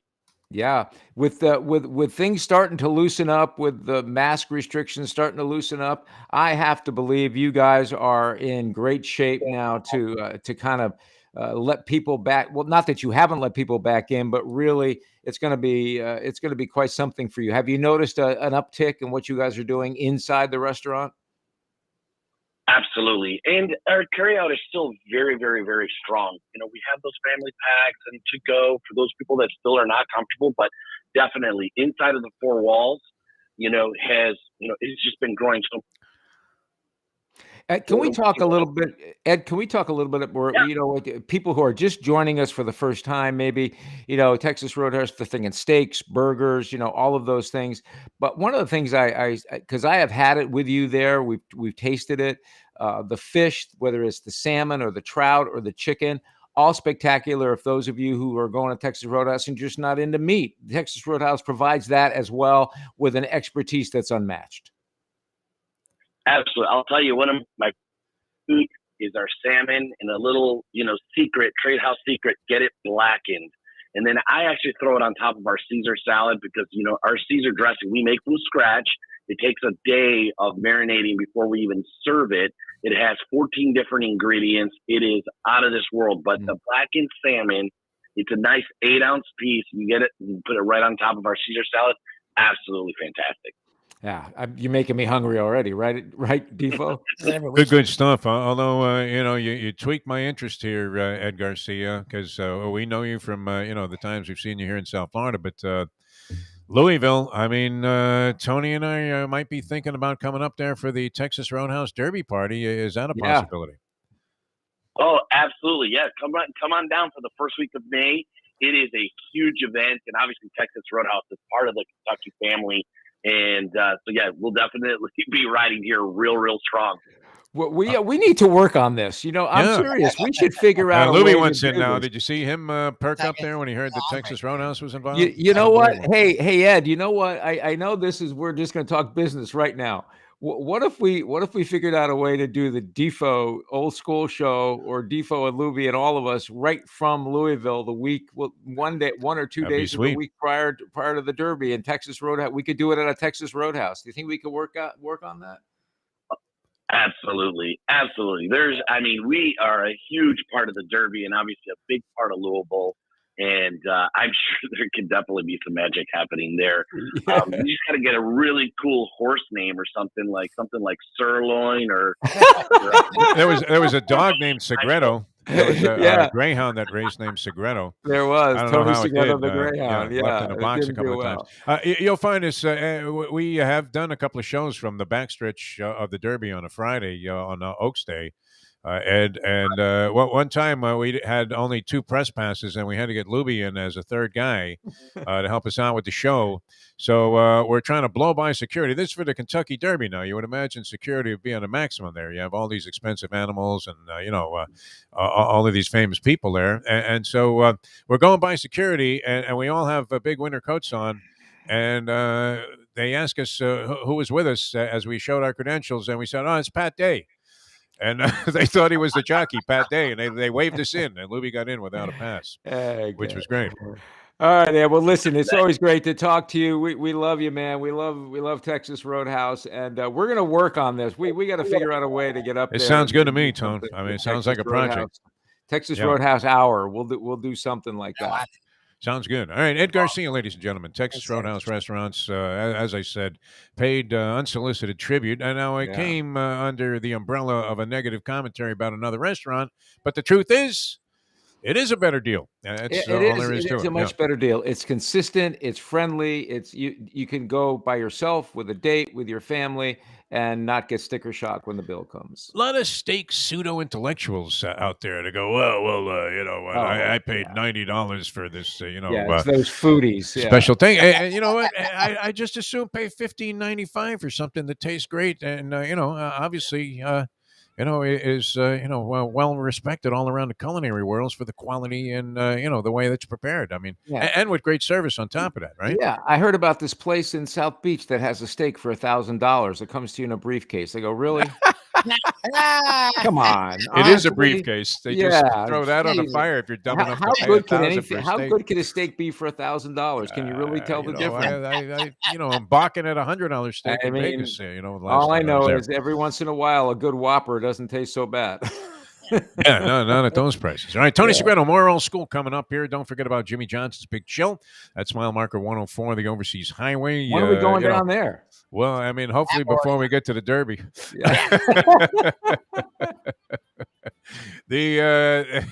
The travel manager for this organization is not exactly doing a great job, man. I'm going to work on the Derby for us. You left the whole team at the airport? What, are you kidding me? Hey, I have to tell you a story about that, by the way. I'll tell you a story about that. All right. You could tell it to me while we're down there at Jimmy Johnson's Big Chill, because that would be the perfect place to relax and exchange a couple of, tales about great things that have happened to you or interesting things that have happened to you in your lifetime. And you'll feel like you're having a time of a lifetime when you're out there at Jimmy Johnson's Big Chill. Right there on the bay, great food and drink, great atmosphere, live music going all day Saturday and Sunday, and it's just absolutely a blast. Great accommodations, jimmyjohnsonsbigchill.com. You can find out about the spectacular, exquisite accommodations that they have there. Very, very special. So look into that if you're coming in from out of town or you're planning a vacation or even a staycation here in South Florida. There's nothing like the vibe you get at Jimmy Johnson's Big Chill, mile marker 104, Overseas Highway in Key Largo. All right, more with Tony coming up. And don't forget tomorrow, and we'll get into this a little bit with Tony, this Megan Imbert. Have you ever just kind of been taken back? You're interviewing somebody, like usually in sports, Tony, you know the answer to pretty much every question before you ask it. And, you're going to get a lot of cliche-driven stuff. So we're talking with this young lady who used to work for when they were known as the Redskins, the Washington Commanders, and she points a finger like the first answer right in the face of Dan Snyder and says she knows for a fact that this guy ordered these voyeurism videos of the naked Redskin cheerleaders and then had them set to his favorite song by some underling in the in-house video department every year. Yep. And I was like blown away. So she's going to join us on this show tomorrow. Well, we had her on our one of our other programs. I hadn't heard that before. That direct accusation. Wow. And you know, she seemed that credible. throws you. You know, if you're interviewing somebody and that no, we were like, what the hell? You're going. We got to come up with a follow-up question really quick. We got to figure it out. Yeah. So what do you think the team's going to do this year? Will they have a quarterback? No, I mean, that's not funny. Let me tell you what. Stuff. That is serious stuff. Yeah. You know, when something like that happens to you, you really are, as an interviewer, it's so out of left field that it throws you for a moment, but you need to gather your thoughts because you have to understand the gravity of something like this. Yeah. And this is like awful to believe that, you know, listen, all the stuff is starting to come out. And again, I think people, you know, one of the things, we need to go to a commercial break, but just on a really, really serious note, one of the things they talk about for women, especially who are in abused marriages, they're always afraid to speak out. They're always afraid to speak up. And I think people are learning more and more that, you know, speaking up, it really pays off and getting people to understand what's going on. So, you know,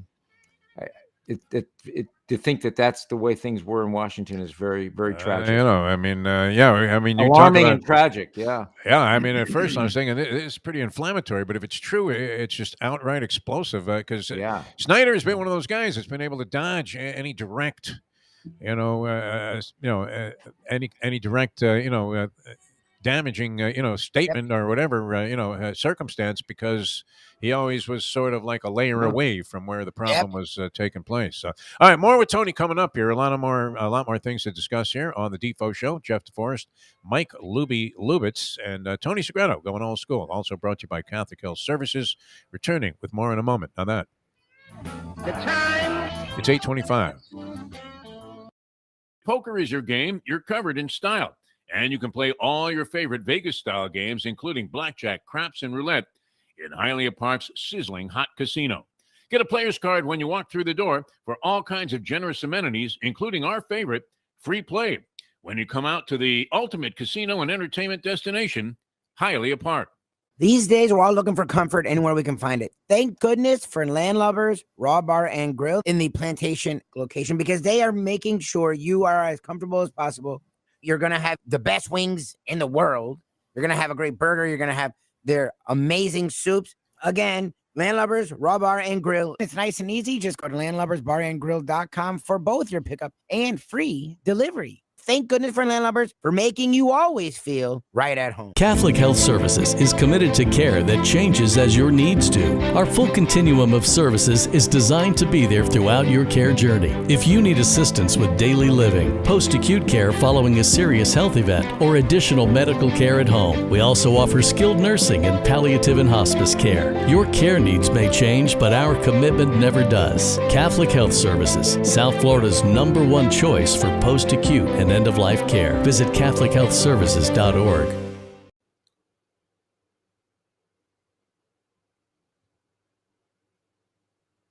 It's okay. Yeah, you were known as Keith Wilkes when you were broadcasting here in South Florida on TV, as smooth as silk whenever it came to the eloquence, the overall Shakespearean-like eloquence that you always expressed. And there you were, because you lost a bet.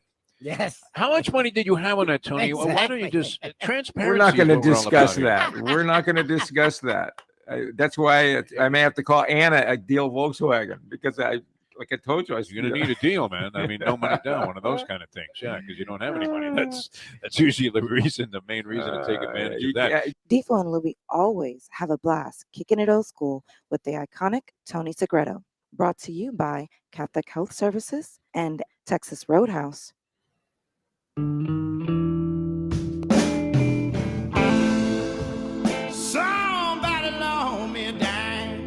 That was Tony after that losing bet that he had on Liberty that day. Somebody loan me a dime, man. And I'm thinking not just 10 cents. We're talking about $1,000 or whatever it was he lost there that had him stammering. Welcome back to the show. The Defo Show here on Ion Channel. Great to be with you. Google the Defo Show. Tell your friends about it. You can find us on other platforms as well. Believe podcast networks also with fresh material on a show called After Hours. And then 5 Reasons Sports Network, Scoop Skolnick's organization here that is dominating South Florida media right now with bigger circulation and reach than he ever enjoyed before at his various stops. I believe he might have done the trifecta, Miami Herald, South Florida Sun Sentinel, and Palm Beach Post. The great Scoop Skolnick became a real media entrepreneur, and we're happy to be affiliated with him as well. Tony Segreto with us here on the program. All right, we were speculating about this, Tony, because, what good is it to have billions of dollars if you can't buy 1 second's worth of peace, my friend? What would you think about this? I'm talking about Stephen Ross now. No, I heard you. Yeah, I'm not going to get into what's worse for him, but I can tell you this: the publicity. The premise was, the divorce is happening, and that has to be a little bit frustrating. No, I mean, I don't care. I think it's more than just what kind of dough you have. I don't care. Who knows what they felt about each other at this point? We don't know. I mean, it's a shame. It's a shame that a couple has to split not up. always, Tony. I would recommend it in certain circumstances. Divorce is okay. There's nothing wrong with. Look at Lubie. He found happiness. Yes, sir. Later on, me, I'm possibly 0 for 3 with a walk. In short order. This Italy trip will decide everything that's coming. Oh, you're going to Italy? When are you going to Italy? End of May, I'm going, and I'm committed to it now, Tony. By yourself, are you going? No. I mean, with the Mustang. So, and how long are you going for? No, it's gonna be fun. How long? How long are you going for? Oh, well, I mean, you're making me consider this now. It's like 10 nights, so that would be like 11 days. So, Lubie, what are we going to do without him? Are we having a show or no? Oh, don't worry about that. You're getting way ahead of yourself. By then, we'll be zillionaires. We'll be out of this business. we'll have sold this thing for millions of dollars to DraftKings, and we'll all be dealing directly with other people. But no, I mean, if I can survive that, that's 10 days, not just on the road with the Mustang. It's not like you're in the States where you can always catch a plane back, So we'll see how that goes. But anyway, no, I mean, the divorce thing is one thing for Stephen Ross. This Brian Flores. Now, it seemed to me, my understanding was that this is a common NFL practice, that a non-disclosure agreement is signed, and the coach is then eligible. And you always think, what an enviable situation to be in. It's like my dream in broadcasting. I've been in those situations all the time. Share this ambition where, you wanted to get a 5-year guaranteed contract, like with Jack Namer at Ion Channel, for a lot of money, and then get fired the very first day. And now the guy had to pay you the guaranteed remainder of your 5-year contract. I mean, if you're a coach and you get fired, I mean, you don't think about that, but the guy's still getting like another $10 million. So in order to receive that money, is it standard that you have to sign this non-disclosure agreement? Because you don't often hear coaches disparaging the teams that just let them go. And consequently, I had never seen really a team come out with just an absolute onslaught of publicity, trying to besmirch the reputation and diminish, the qualities of Brian Flores as a head coach. And both sides are relentless. I mean, yeah, totally I mean, relentless. they keep firing missiles Flores, at each other. For Flores to, it had died down. The Dolphins responded. Stephen Ross responded. NFL is doing its investigation. And boom, here comes Brian Flores roaring back again. And the team has got to be going like, what in the world? And they're responding, in part because they need to. Listen, if I'm Stephen Ross, I'm waking up every day just shaking my head going, wow, how in the world is all of this happening to me? And, do you think like I don't know the guy that well. I mean, you probably had far more. I have had zero contact really with Stephen Ross, other than I might have been at a press conference or two, or come across him on the field. I like the man. One day. The man's a nice man, and he's made a lot of money, and I think that he was really trying to do the right thing for the Dolphins.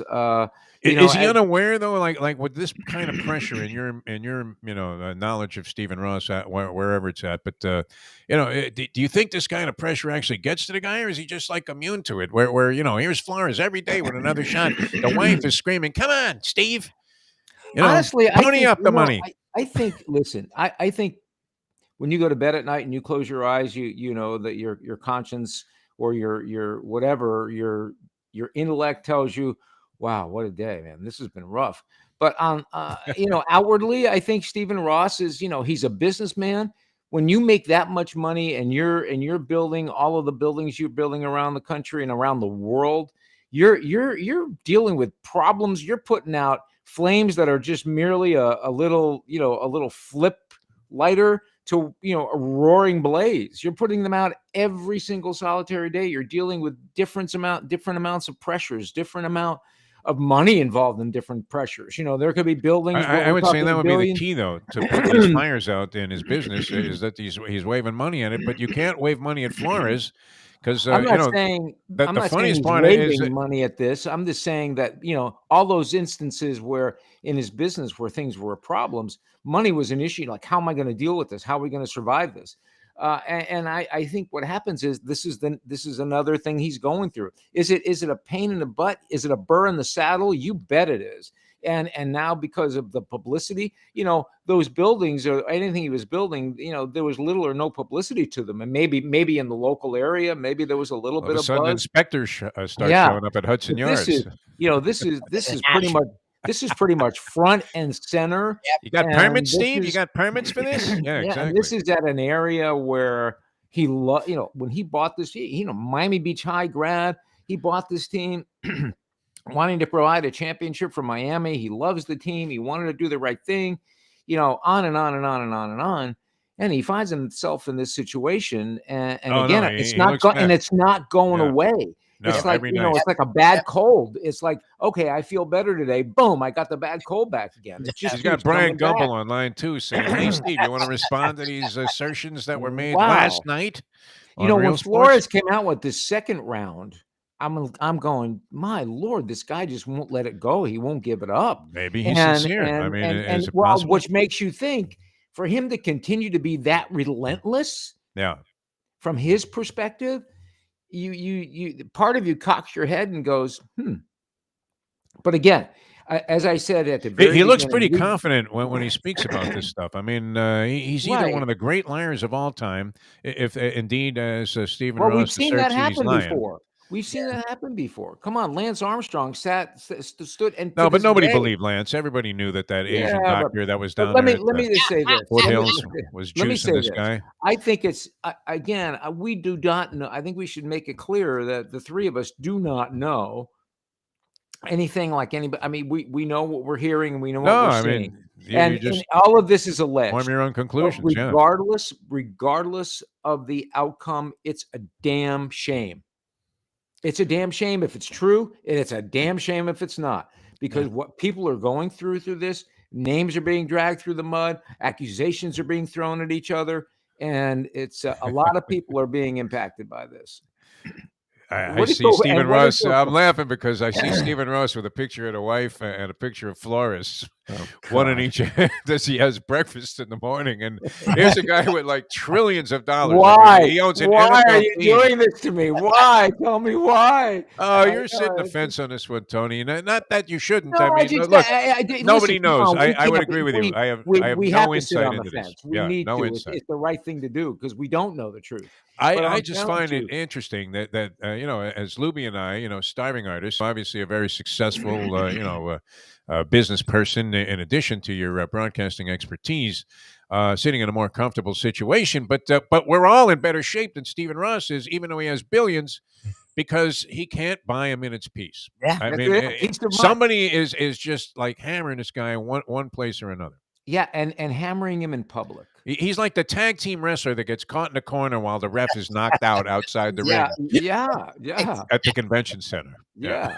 I mean, at some point you go, my Lord, and again, what do we know? And it's not just Stephen Ross. We're finding out other things about other people and other owners. What you found out about? Well, the Snyder thing. If that's true, and see, I hadn't seen that. True. If I hadn't seen what that woman had said as a direct quote before.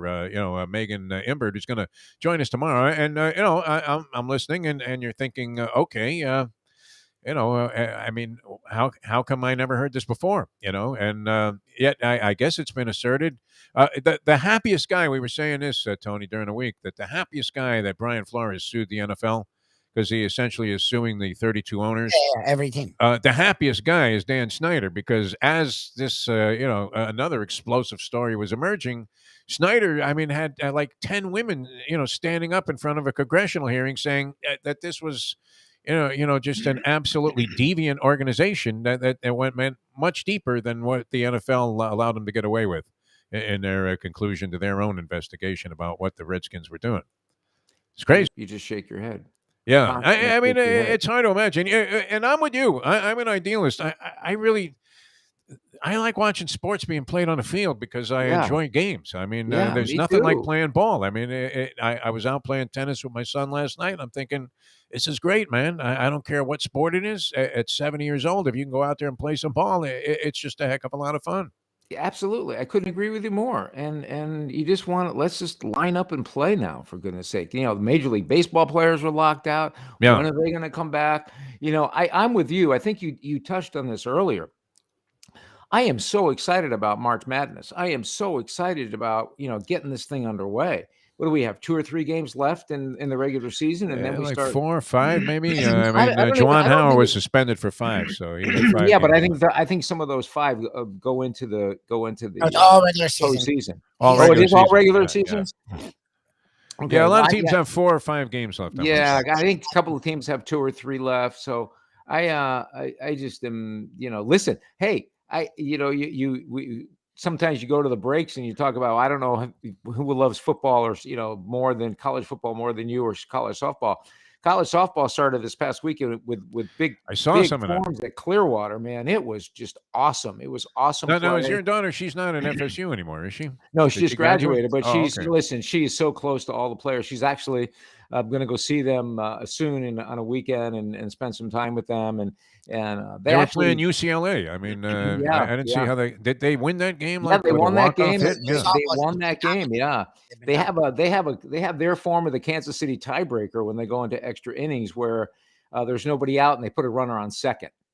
So Okay, it's all right. kind of interesting how they do that. And Did they bunt him over to third every time? First hitter, yeah, bunt him pretty over? much. I mean, Yeah. you run them over to third, and you hope to God somebody hits a There's fly a wild ball pitch. to Yes. right field, or something like that. But it's it's great to see competition. It's great to see players out there. It's great to see people in the stands. We need to celebrate a lot of unbelievable things. We're coming out of, and hopefully stay out of, this pandemic. We're getting more restrictions. CDC is lessening things up, and we're trying to overcome so many things. We're dealing with so many trials and tribulations in our world. We're watching what could be the worst ground war we've seen since World War II, for goodness sakes. And Your boy Donnie Trump says it was a stroke of genius there. I don't want to get you started, Tony. Don't get sidetracked from the women's softball. We just threw that in. There's a left hook to the body there. Oh, and Segredo is Still working. over. Wow. Still working How about on I the got him batting right in the stance. pancreas. Still working on his batting stance. Oh, God. All right, so I watched a little of this, and who is the girl that just tied the all-time NCAA home run record? Was she with Oklahoma? Was she one of those I did behemoths not see with that, but Oklahoma? yeah, I think she was with Oklahoma. Okay. I'll tell you what, Clearwater is this little sleepy town on the west coast of Florida, and it's out to Conquer City. I mean, it's all old farts. They Forget about it. bring 10,000-15,000 people in to watch this event. They're big baseball fans, though, because of the spring training. Huge Yeah. baseball fans, and ESPN created this event. And Big time teams were involved. They were like top every teams. big time team, Yeah. UCLA, Florida State, Oklahoma. I mean, they just bring them in. So Yeah. it's great for the sport. They did great in the ratings, and it was fun to watch. It was fun to take part in something like that. I meant to ask you now with your NBC hat, though, Tony. I mean, Winter Olympic ratings, I think were Not so worse good. than Not some so of those congressional votes Yeah. that take place in like a local, like a state senate on C-SPAN. Yep. And Yeah. not so good. I mean, not very Not so relatable good. to the United States of America. They never really got us a compelling story. I even noticed, the young man who I was think, Chen that won the skating, but he wasn't like yeah, a big deal like Peggy Fleming or no. some of the other more celebrated skaters were when they won gold medals, where everybody was watching to see how how it went. Agreed. I'm a big fan. I'll watch anything. So Me too. I watched a lot Now, of listen, it. I enjoyed watching it. I sort of missed, Monday night not having an Olympics to turn on, but the ratings did not. I don't know do if I missed well. it so The much. To tell you the streaming, truth. Yeah. the streaming went pretty well. To your point, I think the U.S. athletes underperformed. Did NBC get buried? Is the question. They took some hits. They took some serious. There's some. I mean, we hate to see people get let go, but I mean, whoever now, signed up mind to the you, Winter I Games. don't know. I don't know how NBC packaged their marketing for this, because they could have sold part of Olympics and part of Super Bowl, right? And Super Bowl did extremely well.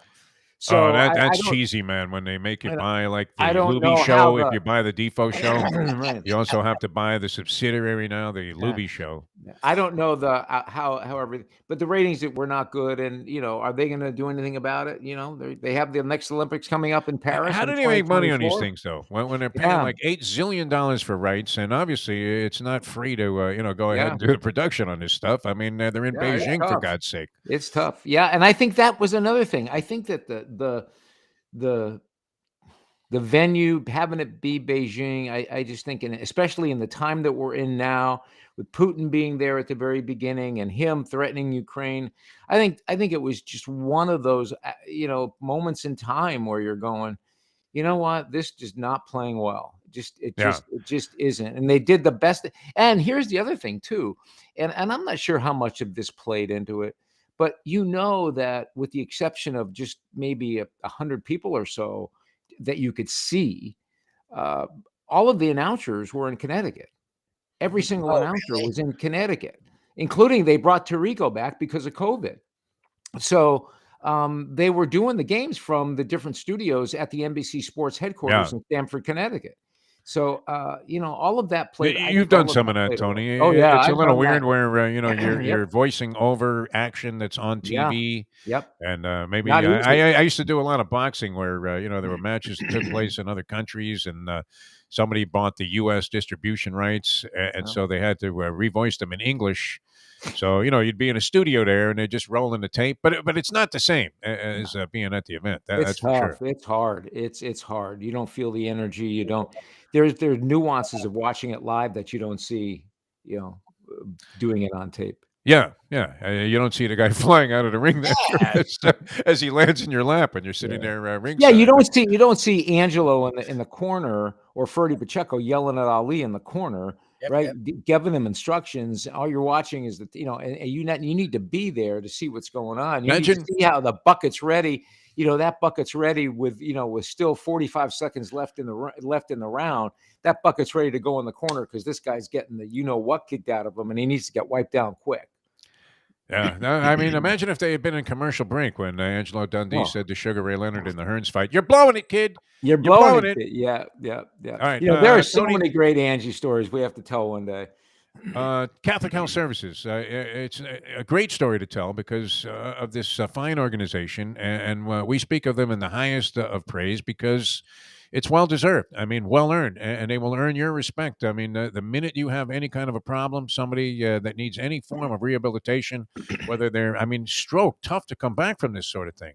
And so you need the right people in place to make sure that you get the ultimate when it comes to healthcare. And, of course, as we often talk about, the communication aspect with the family and people that are concerned, Catholic Health Services is simply the best, Tony Segreto. They do it with an expertise. They do it with a humble heart. They do it with passion, and they do it every day. And they do it every day from the top all the way down to the people who clean the rooms. We're talking about from administrators to doctors. We're talking about the people who admit you. We're talking about therapists. We're talking about people who lead you to the therapy room. All of these people do it every day with such deep passion and with a deep expertise that is unmatched. And we talk about this each and every week. You can go to any rehab facility and get the latest and greatest machine. But can you get the latest and greatest passionate concern from your therapist who is not only schooled and really, really an expert at what they do for that particular rehab, but can they do it with such a panache whereby they involve the family? They make you feel like you are the only patient that they have all day, and their quest is to truly get you better. They actually feel that. They're not just doing it for show. They do it every single day. You experienced it with your mother. And all I'm saying to you this, ladies and gentlemen listening, if you know someone who needs rehab, who needs to be educated on health, please call Catholic Health Services. They are there not just to react to the issue you have. They are there to help be proactive for you, to help you stay healthy. And they're there for you every single solitary day. They're not here in South Florida just doing business. They're here in South Florida because they live here. They put their feet and their shoes down on our ground every single day. They do everything here because they believe in this community and they believe in the people. Catholic Health Services, special place, CatholicHealthServices.org. If you don't have a website, just call information. Call them up. Talk to them. They will take care of you. It was the best call I ever made with regard to the healthcare and my mom and her final days here. I mean, as soon as we made that call, my brother and I, we got in touch with Catholic Health Services, Tony. I'm thinking back to like the vague communications I used to get from hospitals and doctors, and you would call and ask if Dr. So-and-so was in.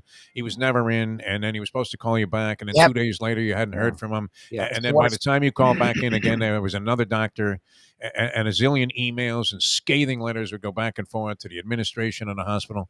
Catholic Health Services, it's so funny because every email and every communication was so succinct that you knew exactly what was going on, and it was also you could feel this compassion even in just like a simple message, as compared to the usual runaround that you got when you were involved in healthcare. It could drive you crazy, and it's maddening, and it's very frustrating. That's why Catholic Health Services aces, in all categories. You're absolutely right, Tony Segreto. The best organization when it comes to any kind of healthcare or rehab, Catholic Health Services. Right, coming back to more. Yes. Can I add something really quick? And I think this applies to you. Yeah. For people who think you need to be of the Catholic faith, you don't.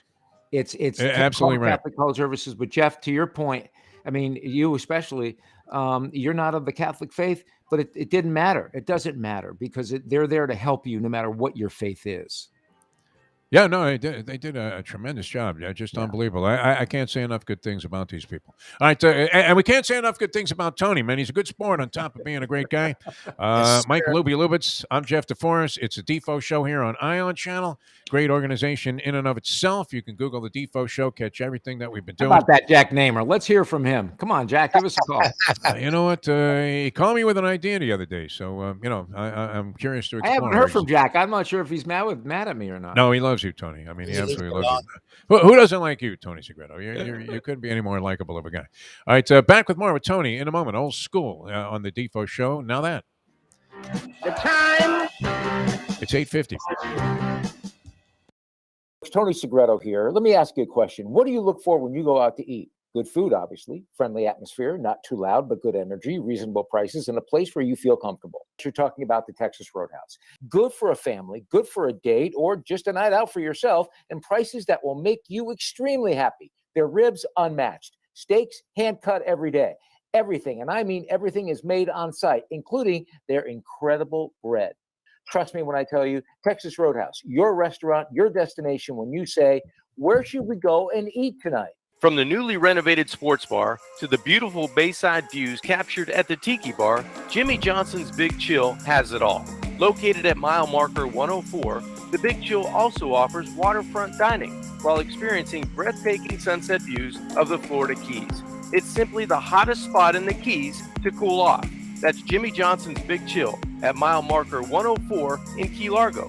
For more information, call today at 305-453-9066. Any time of year, things can happen to your home or business, and the insurance company can be your friend, but they also can be your enemy. Horizon Public Adjusters, Justina Testa, are here for you to help this process go so much easier. 7 to 10 times more money recovered with a public adjuster than if you went on your own. If there's no recovery, there's no fee. Before you call your insurance company, call Horizon Public Adjusters and Justina Testa at 954-809-8752.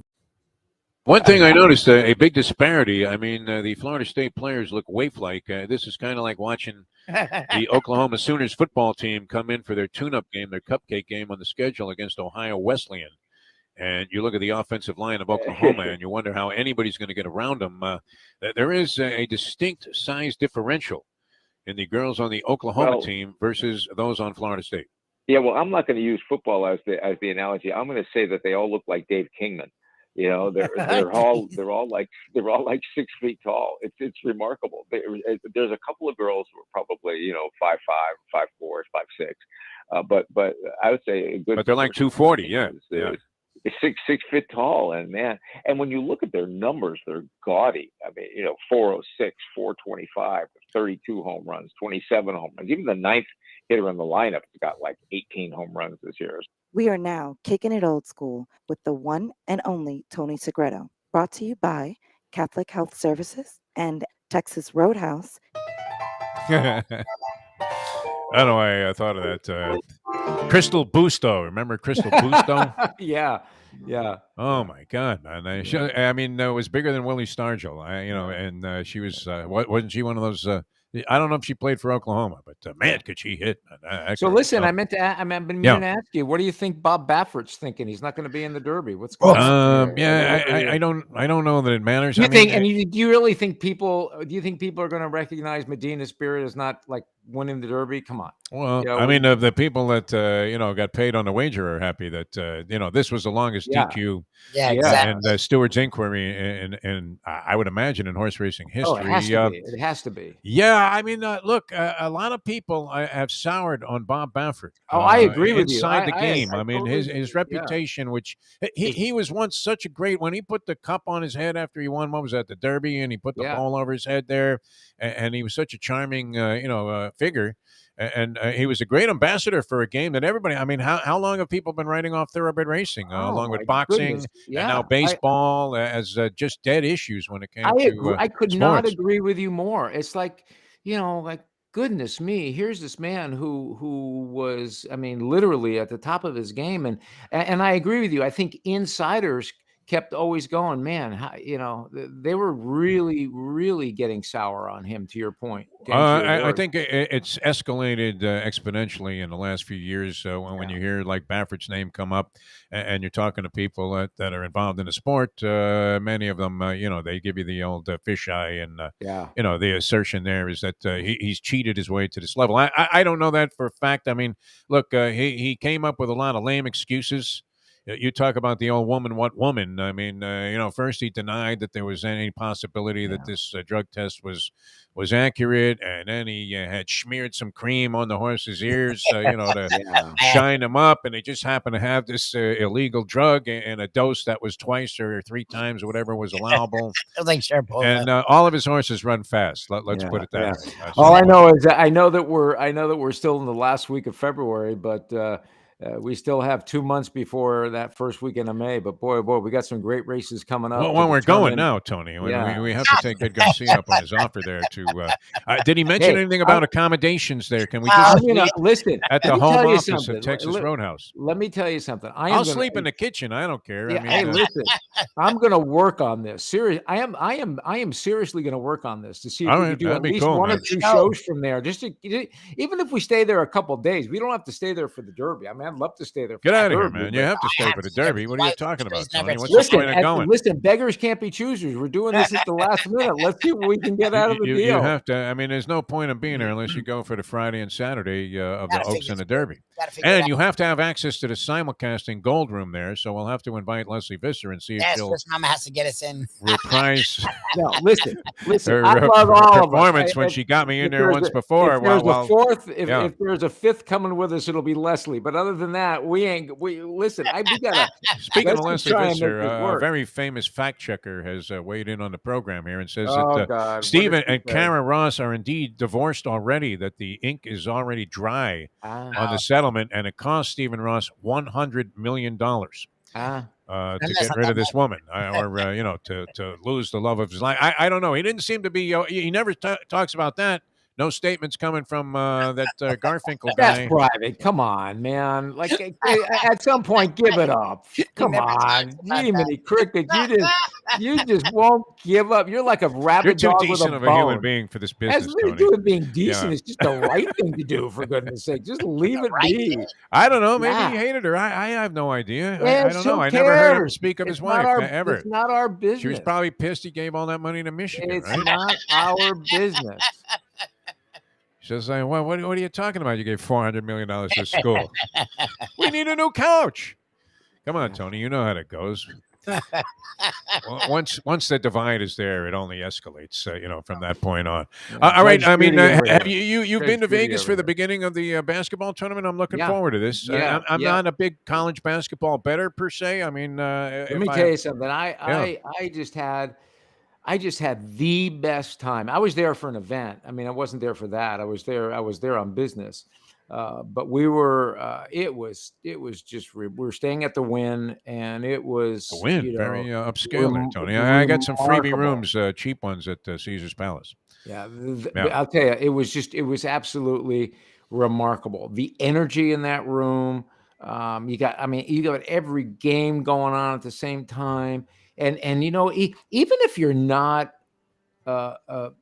a bettor, let's say you're not somebody who bets. Come on, Tony. Who's in Vegas is not betting? Hold on. Even if you're not a bettor of those games or do go to the pools, whatever, you're compelled. You feel compelled. You got to throw some money down. Yeah, you got to throw some money down. So I'm going to put Iona $100 on Iona to win it all. Iona with Rick Pitino. He's going to do it, man. From parts unknown. It has to be great, man, when the guy comes on the court there. Free throws. A 6-foot guard. I used to like the understated style of the, a stadium or, the arena announcers back in the day where, you would have, what was the guy's name? John Conlon. Was that his name? The guy at Madison Square Garden? I should know this. And he would say, a 6-foot guard from Bowling Green, Butch Comeyes. And that was it. It didn't have all of this fanfare, this Michael Jordan kind of stuff. It was great. So it'll be nice to hear a guy introduced from parts unknown. Anyway, Tony, it went by too quickly. We didn't even cover half the ground I wanted to here on the show. But we had a good time doing it. And it's official, man. They're divorced. So you can sleep well tonight, Tony. I'll tell you this what. Is plaguing Stephen Ross. I would have been probably walking around all day wondering about that. I would have been this. I didn't know it was done. I have to wonder, say, like calling people, calling every contact I had, But thank goodness you came through with such top-notch journalism right there to figure out what had happened, and it comes in from an unknown source. No, an unknown source. No, this came from a very famous and familiar source. Yeah, yes, and a fine critic of the show. Who said, she had, hung up on this thing a long time ago. Yeah, I don't blame her. I would have hung up on it too.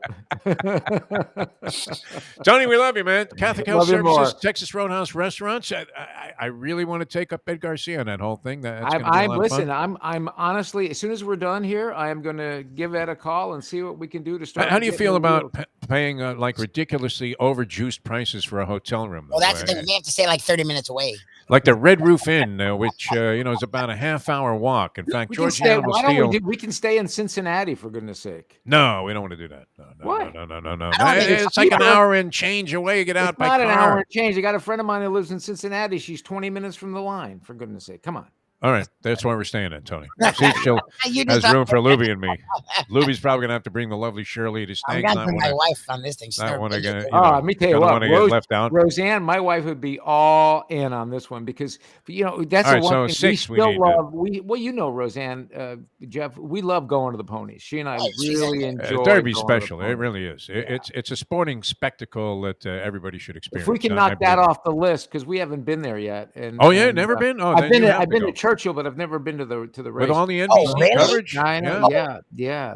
Churchill's a dump for the most part, except for the fact that they have the Derby. I'll have two of the three. I will have 2 of the 3 Triple Crowns knocked off the list because I've been to the Belmont already. Belmont many times. That's where I first went to the flats. It was the Belmont Stakes. Yeah. And we backwheeled Secretariat that year. Yeah. We put him in second with everybody. He won by 31 lengths. Chick Anderson's call. He's like a machine Yes, coming down the stretch. I was He's like standing a near the machine. finish line by the rail with my friend Cliff Keller. I mean, pressed in there by the 80,000 or whatever people that were at Belmont that day. And my buddy's jumping up and down, and he's looking out at the track. You know, we didn't have binoculars, and he says, there's a horse out there, but like 20 lengths. Yeah. And, Hey, you know what we have to do one day, Lubie? If I don't know if you can do this or not, but if you bring up the Belmont race on YouTube, if people haven't seen it, they need to watch it. It is a remarkable showcase. Yeah. That can you? I don't think Rice. I think Rice-wise we're fine. I just don't know if audio.